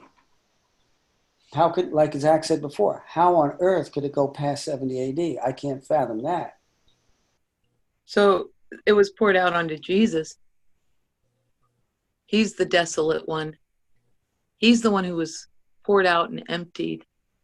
He, the desolator, God, Yeah, pours it but out. the armies, it's the armies. Luke, So I'll show you a couple things, or a thing. So in Revelation 11:3, the witnesses, they get it prophesied for 1,260 days, right? So that's 3.5 years, right? Then in Revelation 13, then let's see, this beast, which is Vespasian, I believe, gets to do 42 months, which is another 3.5 years, for a total of 7 years. So they get a warning for half the time, and then the war continues. Basically, 70 AD is the start of the major war, and then it lasts for 3.5 years. But it's a total of, surrounding, 3.5, it's building up, and then 70 AD it gets destroyed, and then it's still, that's the big war starts in 70 AD. Is there a reprieve in the war? Is there what? Like, is there a reprieve? Is there a point in the middle where, like, there was a time when they was ordered to give a break, and a bunch of them got out of town and went to Pella. It just seems like, when you look at the how everything goes down, it just seems like if the main thing was like the same thing in Matthew chapter 24, the main focus is the temple's destruction. That's what started the actual, I guess, discussion about Jesus' second coming. But that's what I'm saying. It seems to lead up to the destruction of the temple, not leading up to 3 years after. Well, the focal point and the greatest point in history was the crucifixion of Christ, but you do have significant things happening before that and after that. I'm going to throw something in to aid Rob's point. There's 3 places where it says that God will scatter Israel and then send a sword out after them. It's Jeremiah 9:16, it's Ezekiel 5:12, and Ezekiel 12:14. Now, that doesn't prove to me that Daniel's 70-week prophecy extends past 70 AD, but it does say that, even after they're scattered, which it refers to 70 AD, that God is still sending a sword after them. We just read that recently too. But I would say the scattering was, those would refer to the first time, all those passages that you just mentioned. I believe at the destruction of the Jerusalem, and Daniel chapter 12 confirms that would be the end, that no more, those people aren't anything anymore. Right. Similar to like if Jews were to get slaughtered today, it has nothing to do with Daniel 9. It has nothing to do with any biblical prophecy that these are God's holy people getting slaughtered and all that kind of stuff. I would disagree, because I think that says in several places that those that were scattered were to tell of his fame, and they were to escape that punishment Well, the people that did escape were the believers in Jesus that left, that had already previously left. The time that the hammer came down in 70. Well, that's what I'm saying. They were dispersed. Yeah, they And it already also left. says that the Roman army would even confess them. So, as far as the non-believing Jews, do you believe that every single one of them was destroyed by AD 70 and there were no No, not at non-believing all. Jews on the earth at that No, point? of course. Even to this day, there's still Well, non-believing no, Jews. that you could say, well, they popped up afterwards, No, I mean it's historical that some of them were taken to Egypt. They were taken all over the place. But those that they lost, they're done. That's why their whole house was left to them desolate. It got destroyed. No longer to bear any fruit. God was done with Israel. Galatians chapter 4, the woman that was about to be casted out, she's gone. Bye bye. No So Zach, more. when would you say is the pinpoint of when God considered all Jews and Gentiles to be alike? I would say the destruction of the temple with the genealogies in there. I mean, that's a major thing as well, too. I mean, no longer, the major, focal point of this Jewish temple was the priesthood. That was completely done away with, through the destruction of it, because the genealogy and all these things, even to this day, they're like, oh no, we can make anybody a priest. Not really. There was a So, particular family all right, so genealogy. let me ask you guys, where the sacrifices and oblations cease, where do you guys put that, all of you? The cross. I could see it both, the cross and then the actual destruction of the temple. Okay. But obviously not after, the destruction of 70 AD. What about you? Do you think it extended past 70 AD? I don't know, but I really don't know. But Rob was mentioning about the 7-Year War, and he was showing us Ezekiel, and I do tend to believe that the Old Testament prophecies of the first destruction are foreshadows of the final destruction. So I can't see that completely divorced Well, I and would saying say that. the languages, definitely the languages, but not the actual event that took place during that time period is exactly what's going to happen. But I will scatter you, and the sword will follow. Those things that Matthew had said. I don't believe. I believe that is, that took place in the first diaspora, and then that took place in the second destruction as well. Yeah. But it is funny that the first war of the Jews did last 7 years. How does that first war of the Jews that lasted 7 years that we read about in Wikipedia play against the 3.5 year siege that Josephus writes That's a about? good question. That's a very good question. Because something just doesn't seem right. You have a 3.5 year war, but you got a No, 7 year. listen, it matches Revelation. The war lasted 3.5 years. They had a warning for 3.5 years as well. Isn't the So there warning? was it was building up, there was building up and Jesus then warned them. What if Jesus warned them for 3.5 years? that's what I'm saying. You had the two witnesses that came for 3.5 years warning, it's coming, it's coming, it's coming. Then the war lasts basically, they're surrounded, they're having conflict, but the war doesn't really break out until 70 AD. They're having Had a weird arguments thought. going back and forth. Had a weird thought. John the Baptist and Jesus. They were both killed. They were both witnesses. Mm-hmm.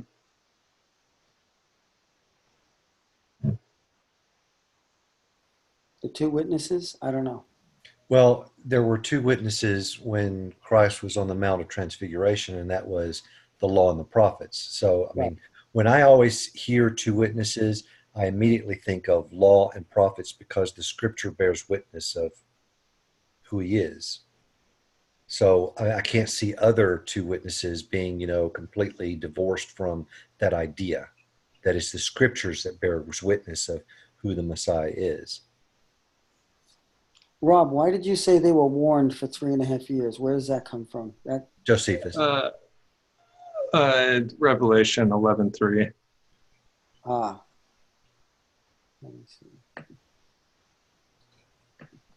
Now, the siege of Jerusalem lasted for 5 months. It started at Passover and it lasted until what, Tabernacles?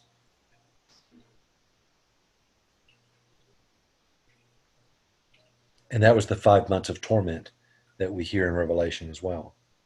And the scorpions. And Exactly. Scorpio was a ballista. That was the name of the ballista, was Scorpio. Now, think about this other verse. Jerusalem will be trodden down by the Gentiles till the times of the Gentiles be fulfilled. That sounds to me like 70 AD, end of the times of the Gentiles.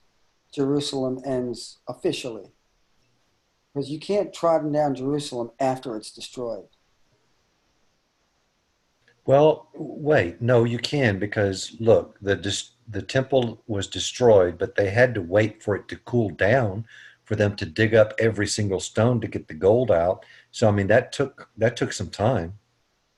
I mean, there's still people being killed after the temple. It wasn't like, oh, the temple is destroyed. That's it. We're all heading out of Dodge.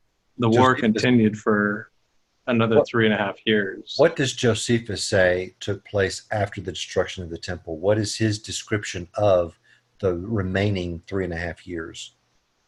Do you know? That I don't know off the top of my head. I mean, but it just seems like I see what you're saying in Revelation that there's a 7 years, but again, in both sides, we're still saying there's a 7-year thing. It's just, when does it start? Does it start in 66 or does it start in like 63 time period? And then you get to the 70th, which would be the 7 or 73 and 7. I don't know. It just seems to me like everywhere I look in the Bible about the end, it has to do about the destruction of the temple. So you're saying that really the 7-year war ended in 70 AD, but yet the same source that you get the destruction of the temple is in 70 AD. You discount that uses that the 7-year war ended in 73 AD. Yeah, I mean, technically, which makes like what futurists will bring up is that Jerusalem didn't cease. The city walls weren't burned down. Even in 73, the city walls were still there.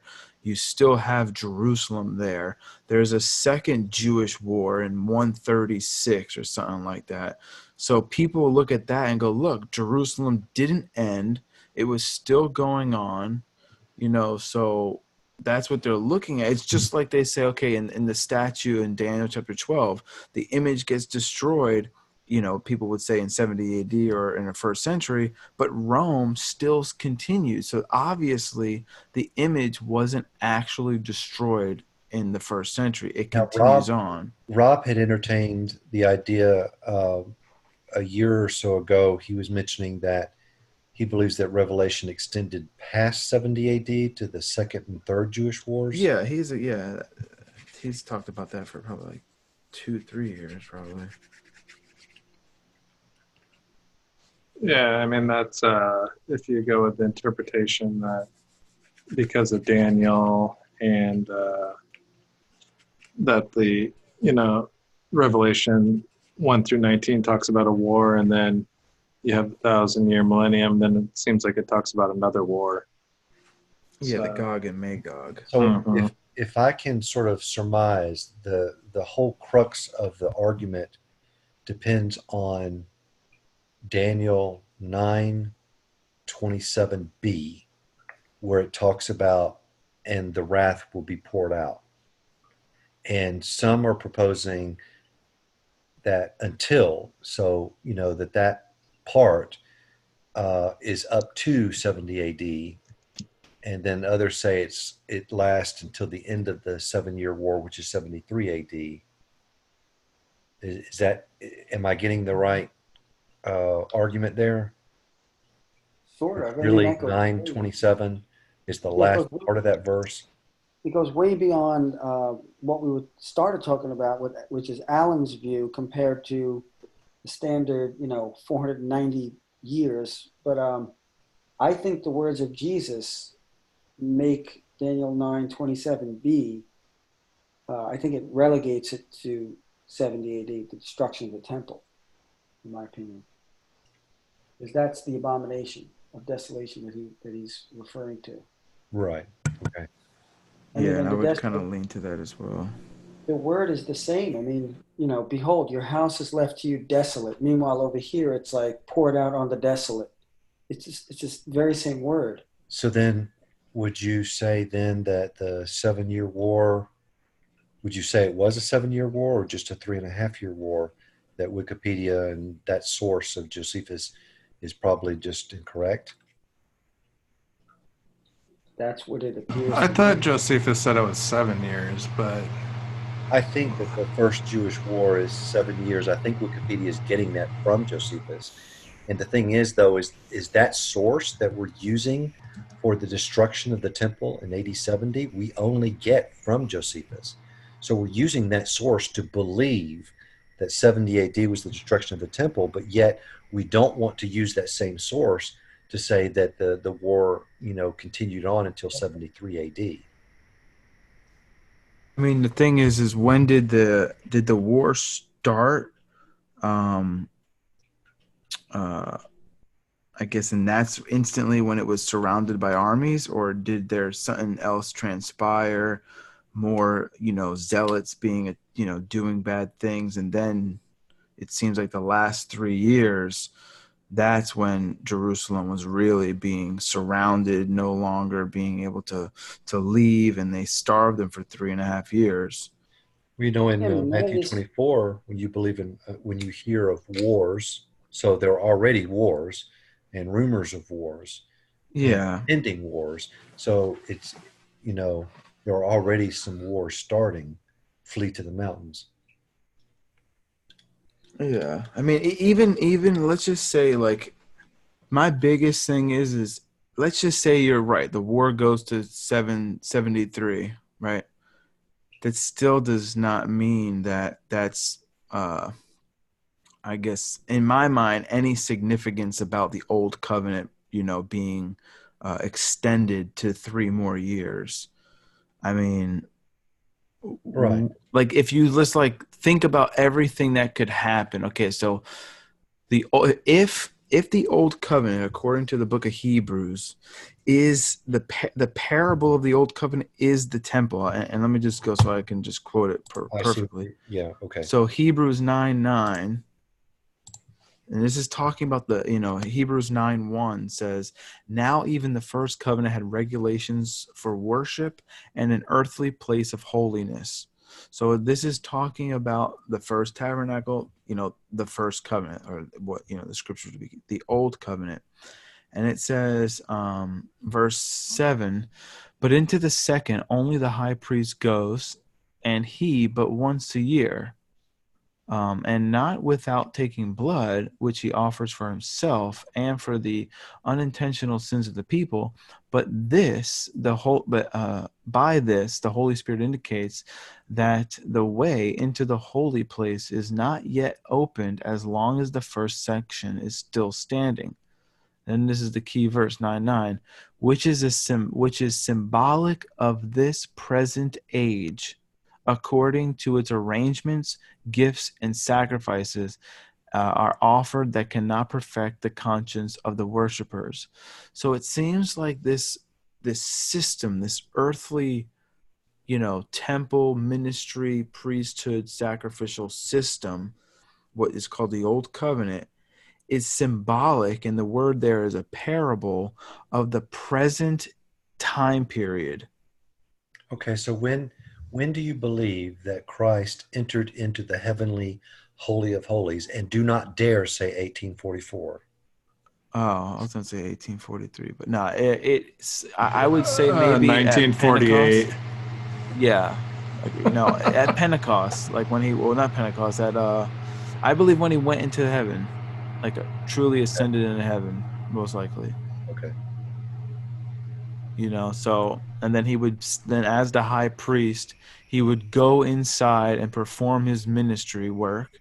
And then once it's finished, he comes out. And the scriptures I believe that coming out was him coming back to the world and, doing all that stuff. But my main So point. wait. So you believe that somewhere during the ascension and at Pentecost, he goes in, and then when he comes out, that's 40 years or so later. Yeah. Okay. And it to me, my main point is what I'm trying to get at is verse 9, that this Jewish system, the end of the age, that they were living in, that Matthew chapter 24 is being talked about when is the end of the age and the sign of your coming in the end of the age, all that lingo. It's being addressed because the Jewish people, the disciples, pinpointed the buildings of the temple to Jesus. So the temple is connected to that present time period. So when you talk about the destruction of the temple, you're actually talking about the end of the age.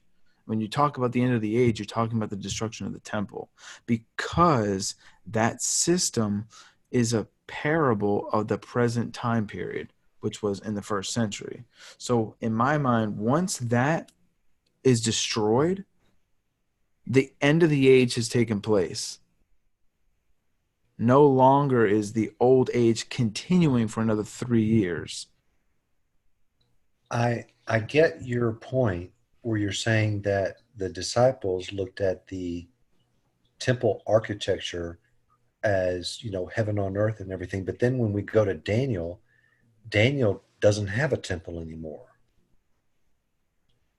Well, that's what it's being addressed about.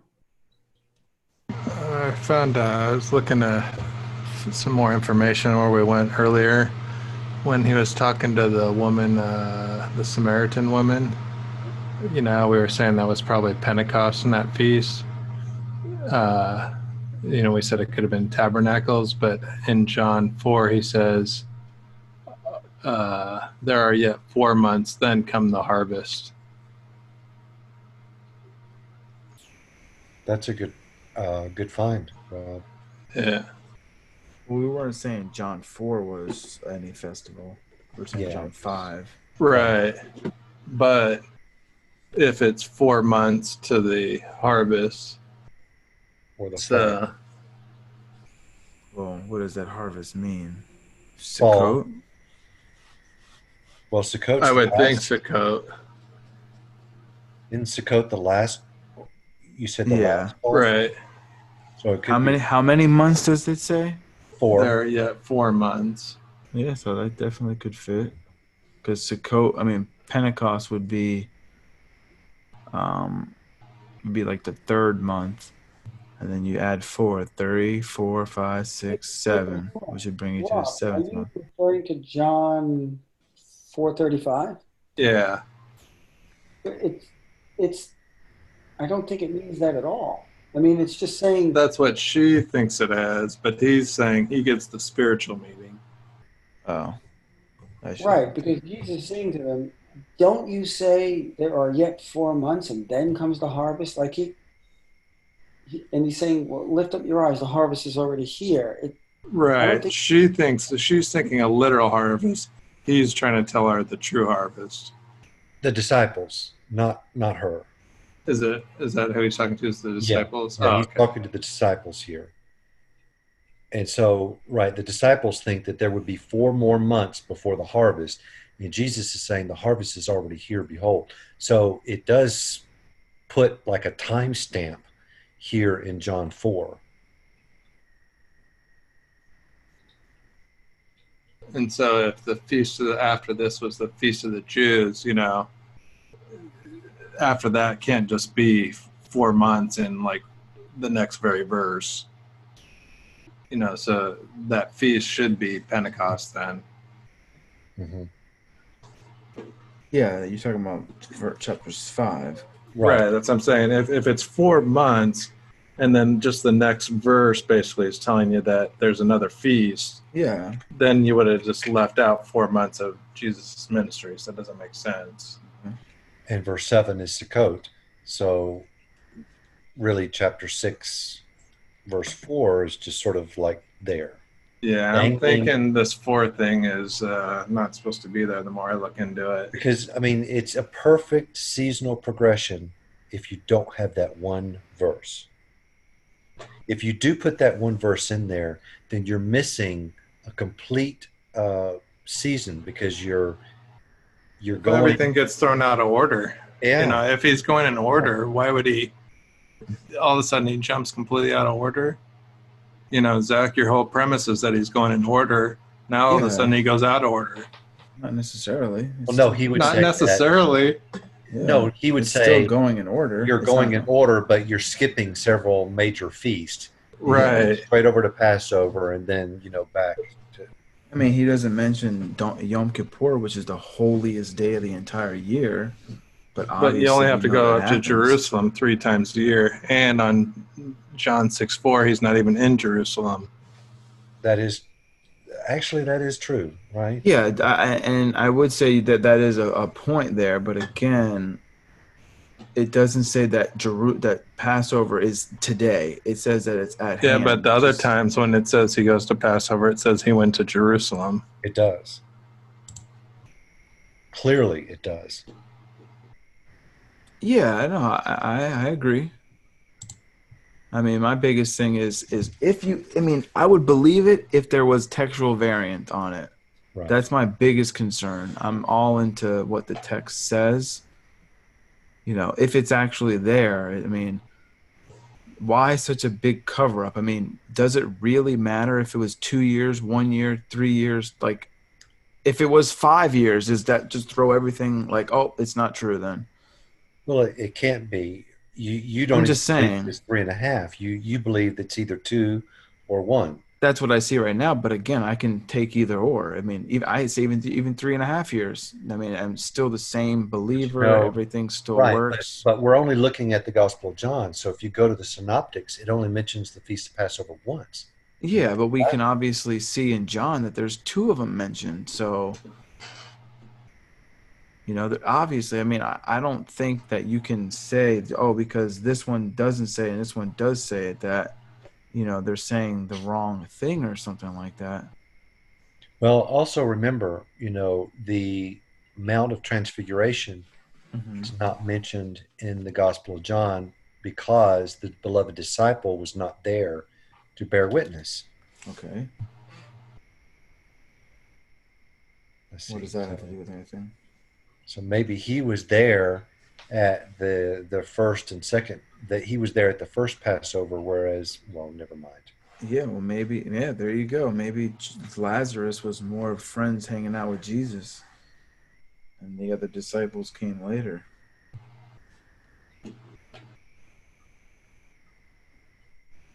Because it does say that he's the one that he loved. But, I mean, you've got a gospel starting, in the beginning was the Word, and the Word was with God, and the Word was God. It's meant to be a theological epiphany, statement. It's not meant to, and this is the beginning of the gospel of Jesus Christ, like, Mark says, or even in Matthew or Luke, where it talks about all the genealogies, and then it goes straight into the ministry. It's and the world did not receive him. He came to his own, and his own did not receive him, but as many as received him. It's pure flamboyant. It's lacy. It's not really meant to, take it point by point like a practical gospel would be. The Gospel of John is not practical. It is highly theological in nature. I accept it fully, but it's not practical like the Synoptics would be when you're looking at the life ministry of Jesus. I just found out another very interesting thing. What's the last feast, Zach? Sukkot. That's the last feast. Does that have to do with how does that relate to his death, burial, and resurrection? Sukkot would be the marriage supper of the Lamb. Would that be the last day? Yeah, that would be the last feast day to be fulfilled. Because in John 6, that feast, That He feast has mentions, the eighth day as the last great day too, right? What's Yeah, that, but it's Andy? that's a part of Sukkot though. Yeah, but isn't because that what in Robert? John 6, he mentions the last day, like, Yeah, raising them up on the last day. like 3 or 4 times. Yeah, And it's so referring. maybe the feast that was supposed to be mentioned in John 6 was not Passover. So 6 and 7 should be Sukkot. Both. Right. It's the same time period. Mm-hmm. Okay. I was Because the thinking subject or somebody, context is all about the last day in 6. Yeah, What's but I that? don't think Sukkot, like the last day. I mean, in your mind would be like, is it 73? But Is the then why does last it day? say Pesach? It's all right. So this is the Gospel of John, right? So if it's a feast, it's pertinent. If it's a miracle, it's pertinent because they're signs. So if he's talking about, the last day, then that would mirror a feast that would represent the last day. I see what Rob is talking about. And if you're looking at the Gospel of John, you cannot look at the Gospel of John absent themes because it's a study on theme.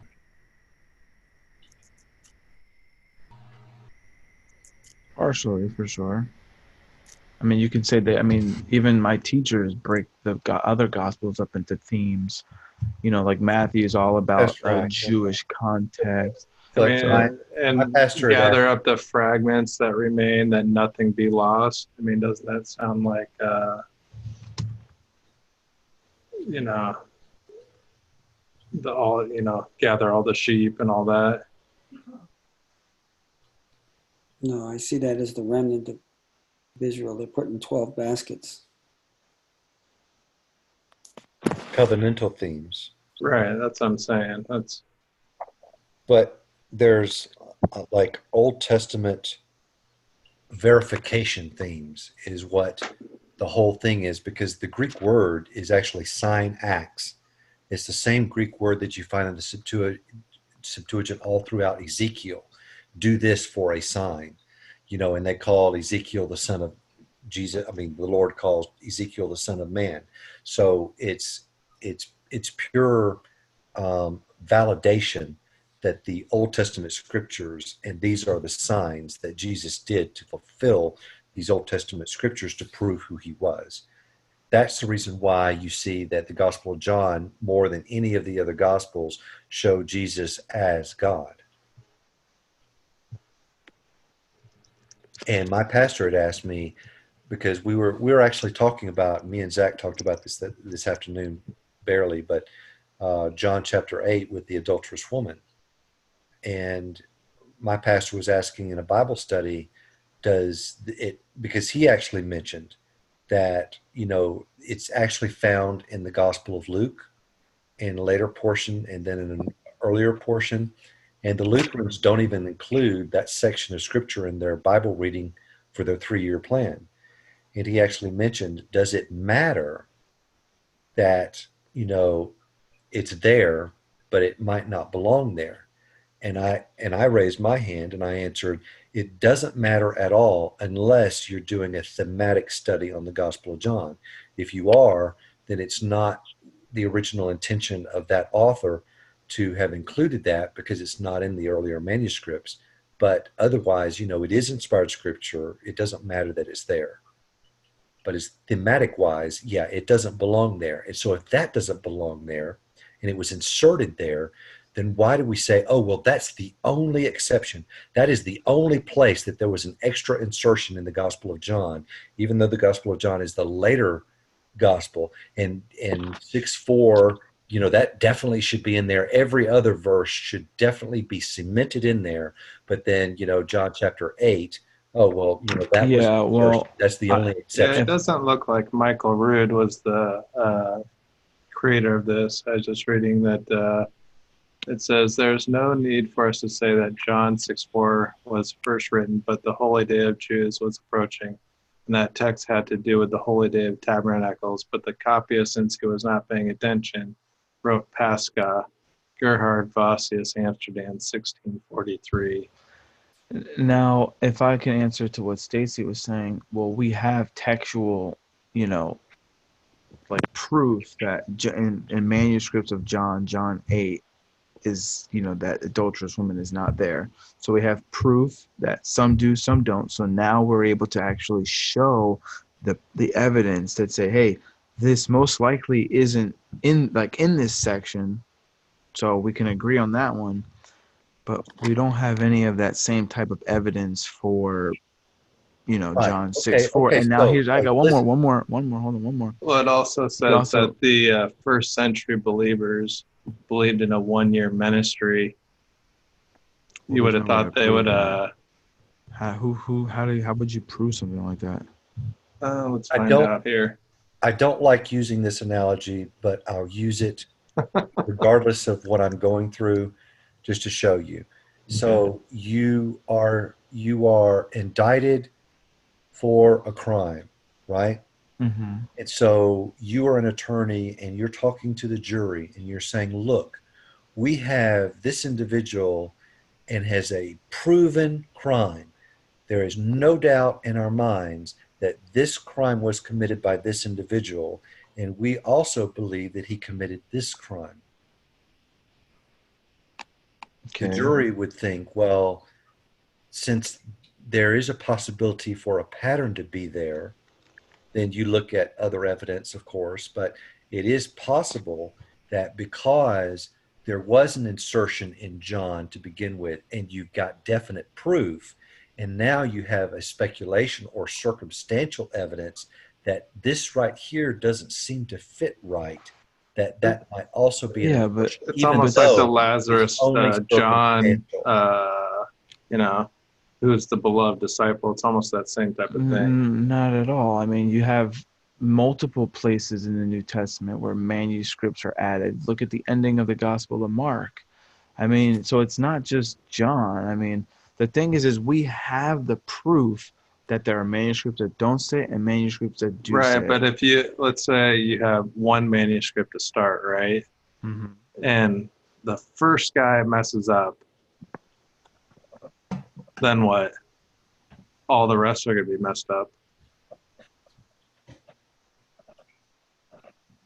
But I mean, the thing is yeah, if the original was messed up, then yeah, but I believe the original. Well, no, not even the original. I'm saying you got the original.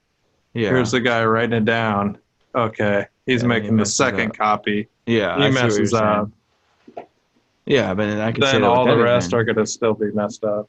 Yeah, but then you can say that about anything. Oh well, that Well, thing I think about you have to look at all the evidence, though. I mean, I know. I mean, the evidence is the textual there's 4 criticism. other witnesses that go against it. Not necessarily. The order seems out of order. He's not in Jerusalem.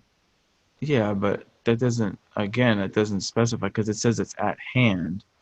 Yes, right, I but will all agree. The other all ones, the other ones, yes. Right. But that doesn't make the rule, though. Well, I'm just saying because we there's a have feast day other coming up. It's circumstantial evidence for sure. Right. Yeah, that's all. Circumstantial. I mean, the main crux of the argument is the actual text itself. You have to say it's wrong and it should say tabernacles. That's what you have. That's the only thing you can do. When I'm saying, well, maybe it is true. Maybe there was another Passover. So here's the church father Clement of Alexandria, 150 to 212. And he said, and Jesus was coming to his baptism, being about 30 years old, and so on, and that it was necessary for him to preach only a year. This is also written, he has sent me to proclaim the acceptable year of the Lord. Yeah, the church. So, I mean, the first church fathers believed he had a 1-year ministry. Yeah, not all of them. And then you have some church fathers that say that Jesus was 50 years old. Those ideas didn't come, and the 3.5-year ministry didn't come until after the 4th century, or 4th century, or 5th.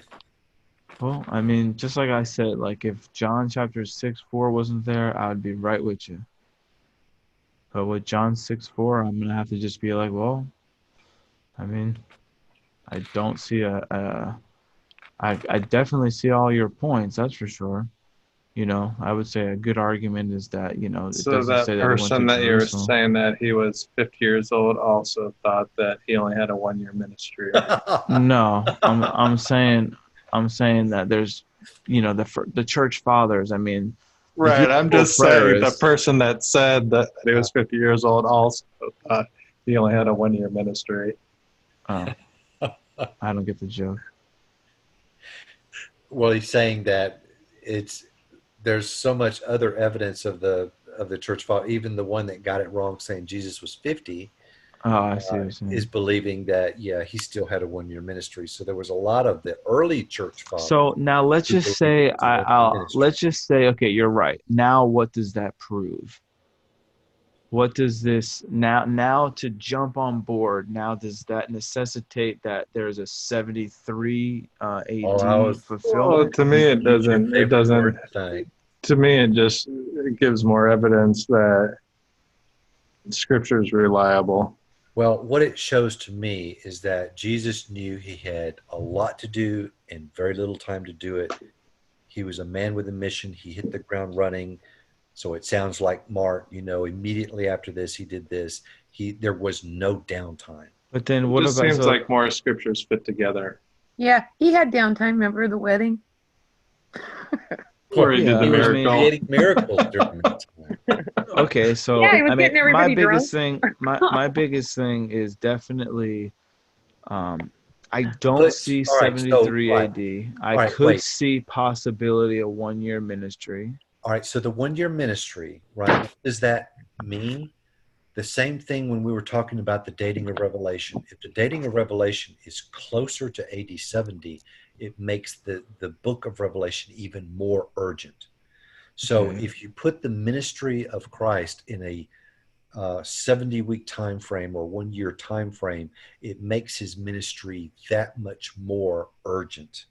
Yeah, I mean that again. It doesn't mean that it can't be 3 years, because even Right. 3 years is an urgent thing as well. 2 Right. years is an urgent. Not necessarily as urgent. I mean, you would definitely say I mean, that a think about 1-year ministry would be more urgent than a 3.5-year ministry, correct? Yeah, if you compare just those two, of Okay, course. I mean, so a you 1-day asked, ministry. Why what not a would 1-day change? ministry? You asked. Okay, this is interesting. That guy that mentioned. So I got it a little bit wrong. So the guy thought that I was reading a little bit more about it. So he thought his ministry was 20 years long, and the guy that said he was 50. But he quotes John 6:2 through 14, believe it or not. And guess what he leaves out? John 6:4. Yeah. He doesn't have it. Right. He quotes all of his Passovers, but he And what doesn't year? quote the Passover in John 6. And what year was that individual? That was Irenaeus of Leon. And That's early. When did he live? It's like 170 or something. Yeah, that's early. I think he's the guy. He's the guy that says I think he's the one that talks about He does. the 90 AD writing of Revelation. Well, he didn't say 90 AD. He just Well, said, he's the one that they use to support the 90. but he's a early. But it's in Irenaeus Adversus Harris. It's book 2, chapter 22, section 3. Right. So and he quotes John 6.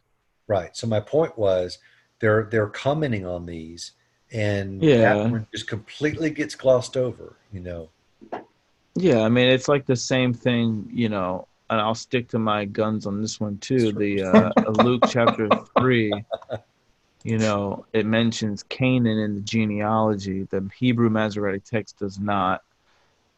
Luke does mention it. All the manuscripts agree that it does mention it, but you have commentators on the Old Testament that exclude Canaan from the manuscript.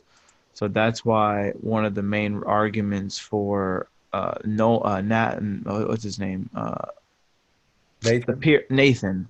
His video, he holds that, okay, Canaan's actually not there. Now wait, because I do remember his argument about the manuscripts part. Yeah, I but don't he remember mentioned. his argument Yeah, about the he church brings up fathers commentary. Josephus. He brings up This is pretty Josephus. interesting. Origen, he gives a commentary on John 6, right? Verse by verse. Mm-hmm. When was Origen? Does anyone know? No idea. 3. Okay, Google. When was Origen alive? According to Britannica, Origen, Latin in full Origines Adamantius, born c. 185, probably Alexandria, Egypt, died c. So 185. So probably like So this. 185. So he says, to quote him, following simple sense of text, some say that the Savior preached the gospel in Judea for only 1 year, and that is what the passage to preach acceptable to the Lord means. Then he goes on to say that he was doing a verse by verse commentary on John 6. However, John 6 had been damaged, so there wasn't a perfect way to do it.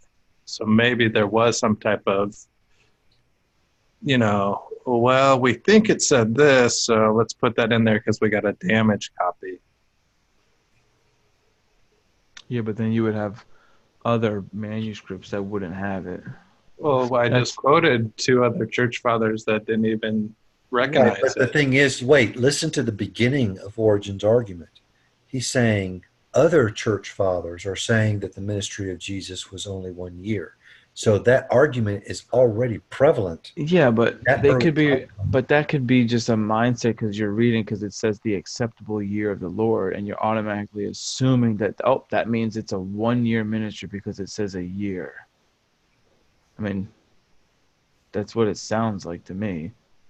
So it's like you're trying to make it 1 year, so obviously it couldn't be more than 1 year because it says the acceptable year of the Lord. This is what Origen also said on his commentary. But if this feast were that of Passos, for his name is not added, the sequence of the count is cramped, and this is especially the case in the little later it is added, the Jews' pieces, tabernacles was at hand. So, I mean, obviously, he's talking, what he's saying is the perfect seasonal progression, if it Mhm. wasn't there, is going to be too cramped because you're going to skip over several feasts, go to Passover, and then go directly over into the fall again. And then it says, where am I reading that? What is this source?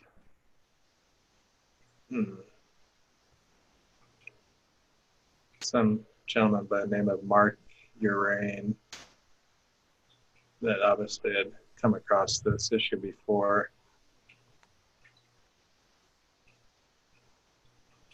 But he says that it was added in the 4th century. Yeah. Not sure where he's getting that. It says it isn't until the 4th century that we see John 6:4 added to the text. We've already proven that it wasn't included in the first 3 centuries by quotes above. So Right, it's and that not is about the earliest, really, manuscripts that we have, if you're going by the manuscript argument. Because really? anything before that is just fragments. Yeah, but that's the thing. Why don't my textbooks make a note of that? Well, maybe they haven't completely got everything right yet.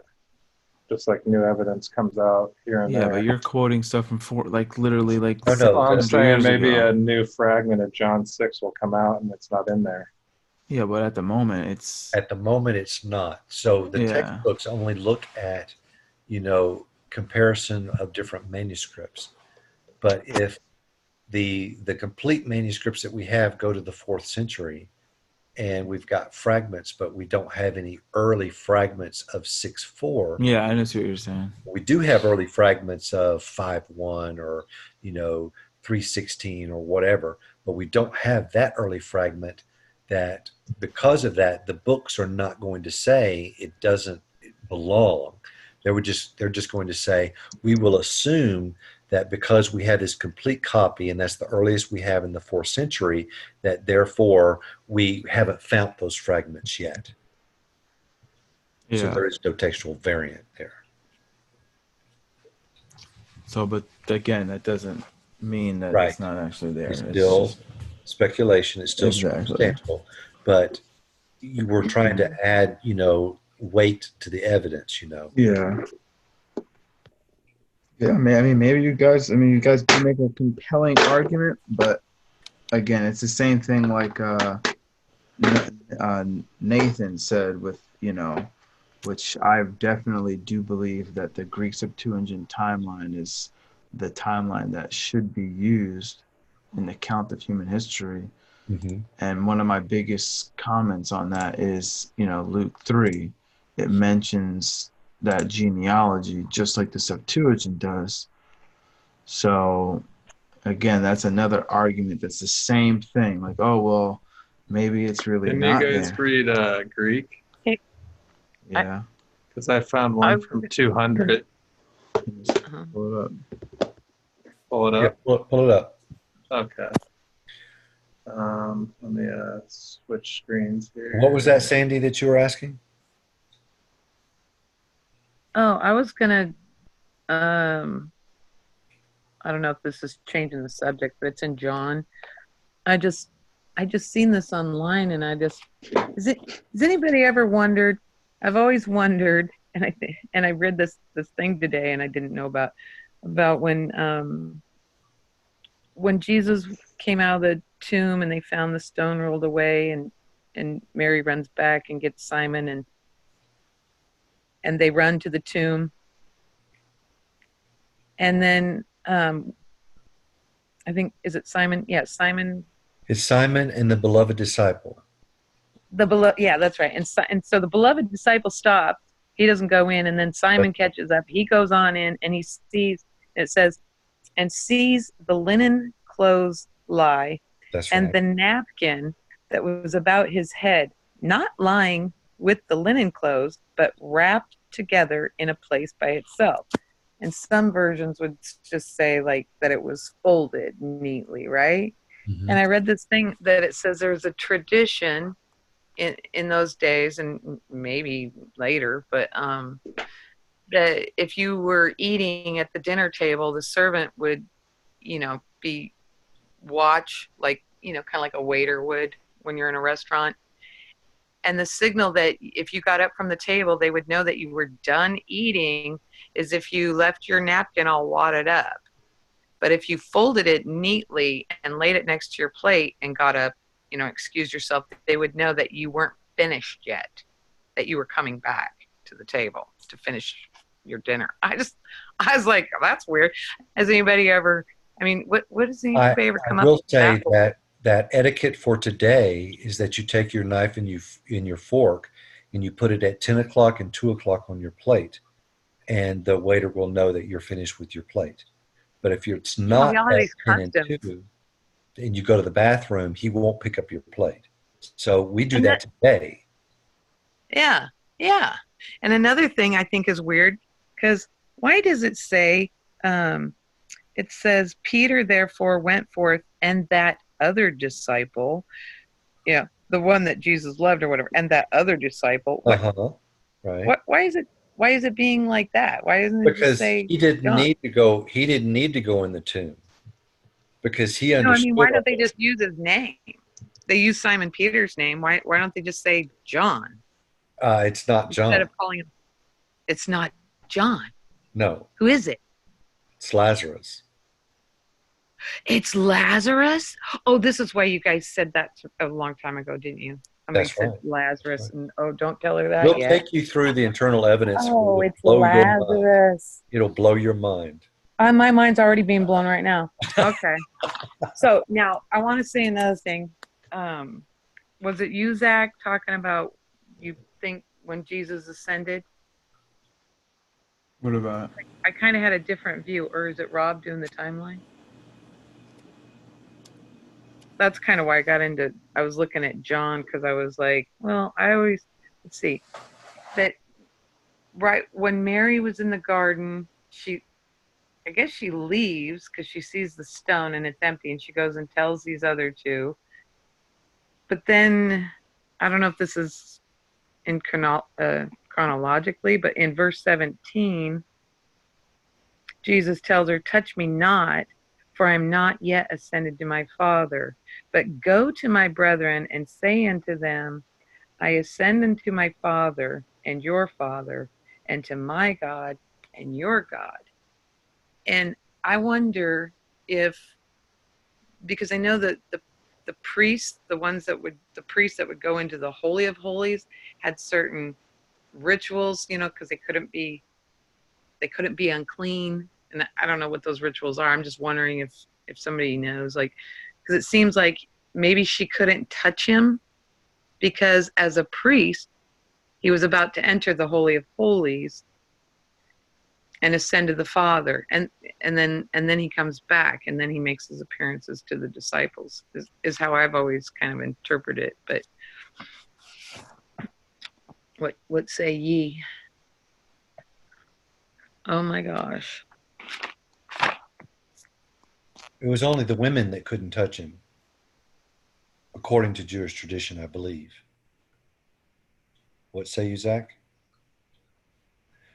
I mean, I always Zach, see it as the festival of first fruits, that you have to wave it before the Father. So I guess you just couldn't touch him at that time until he ascended. And then, I mean, obviously they touched him before he, quote unquote, 40 days later. So it Yeah, just seemed like that when first he comes and fruits.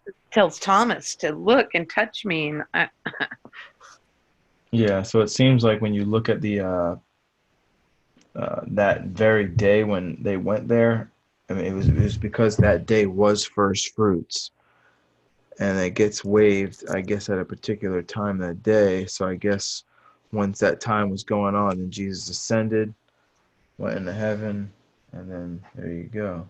and first fruits is a Sunday or Saturday, because I always get different Sunday. answers. It's the Huh? day after the Sabbath. So it's the first day of the week. Yeah. Yeah, because then it says later they were in the upper room, and it says it was still that same day, although it was evening. So it must have been getting ready to change the day. so Zach, was it the first fruits that the dead raised from their tombs in Matthew I after the think it resurrection? was the day that Jesus rose, like you said earlier, I think.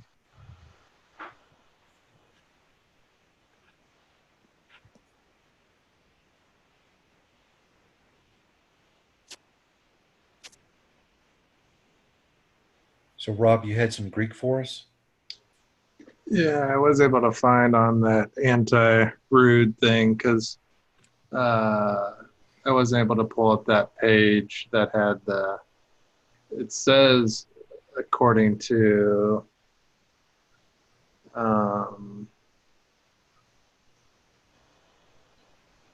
gosh, where did I see it?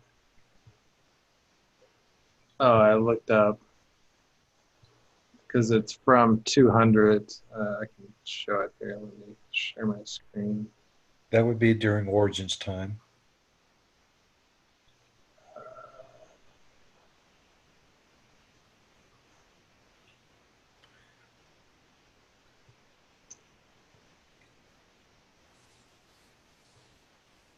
So this Papyrus 66 here, Oh yeah, I can see that.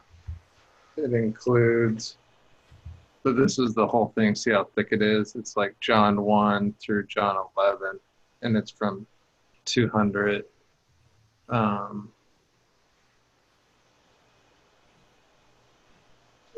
Slide this over here. It says it's around 200 C, and it says it contains John's Gospel 1 through 611. And then I looked it up to see if it included John 6:44 or John 6:4. Uh-huh. And it says on, I think, Wikipedia that it does include it. But can you scroll to that page? I was trying to figure that out. As when I clicked there, it took me to this. Oh, maybe. No.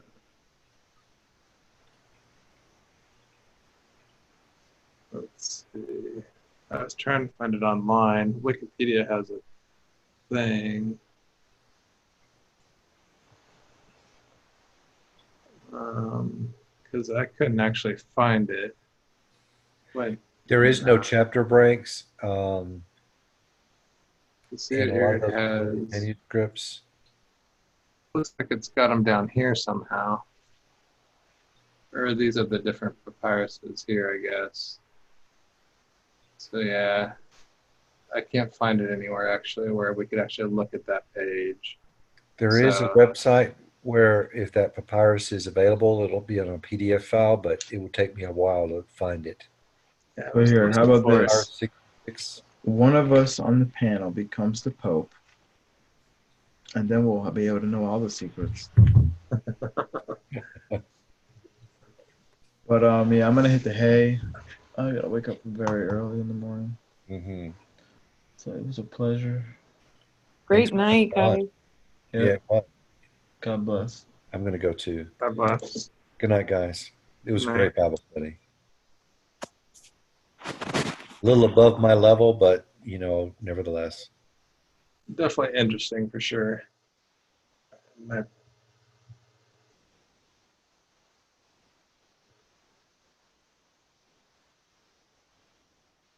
Night, Albert.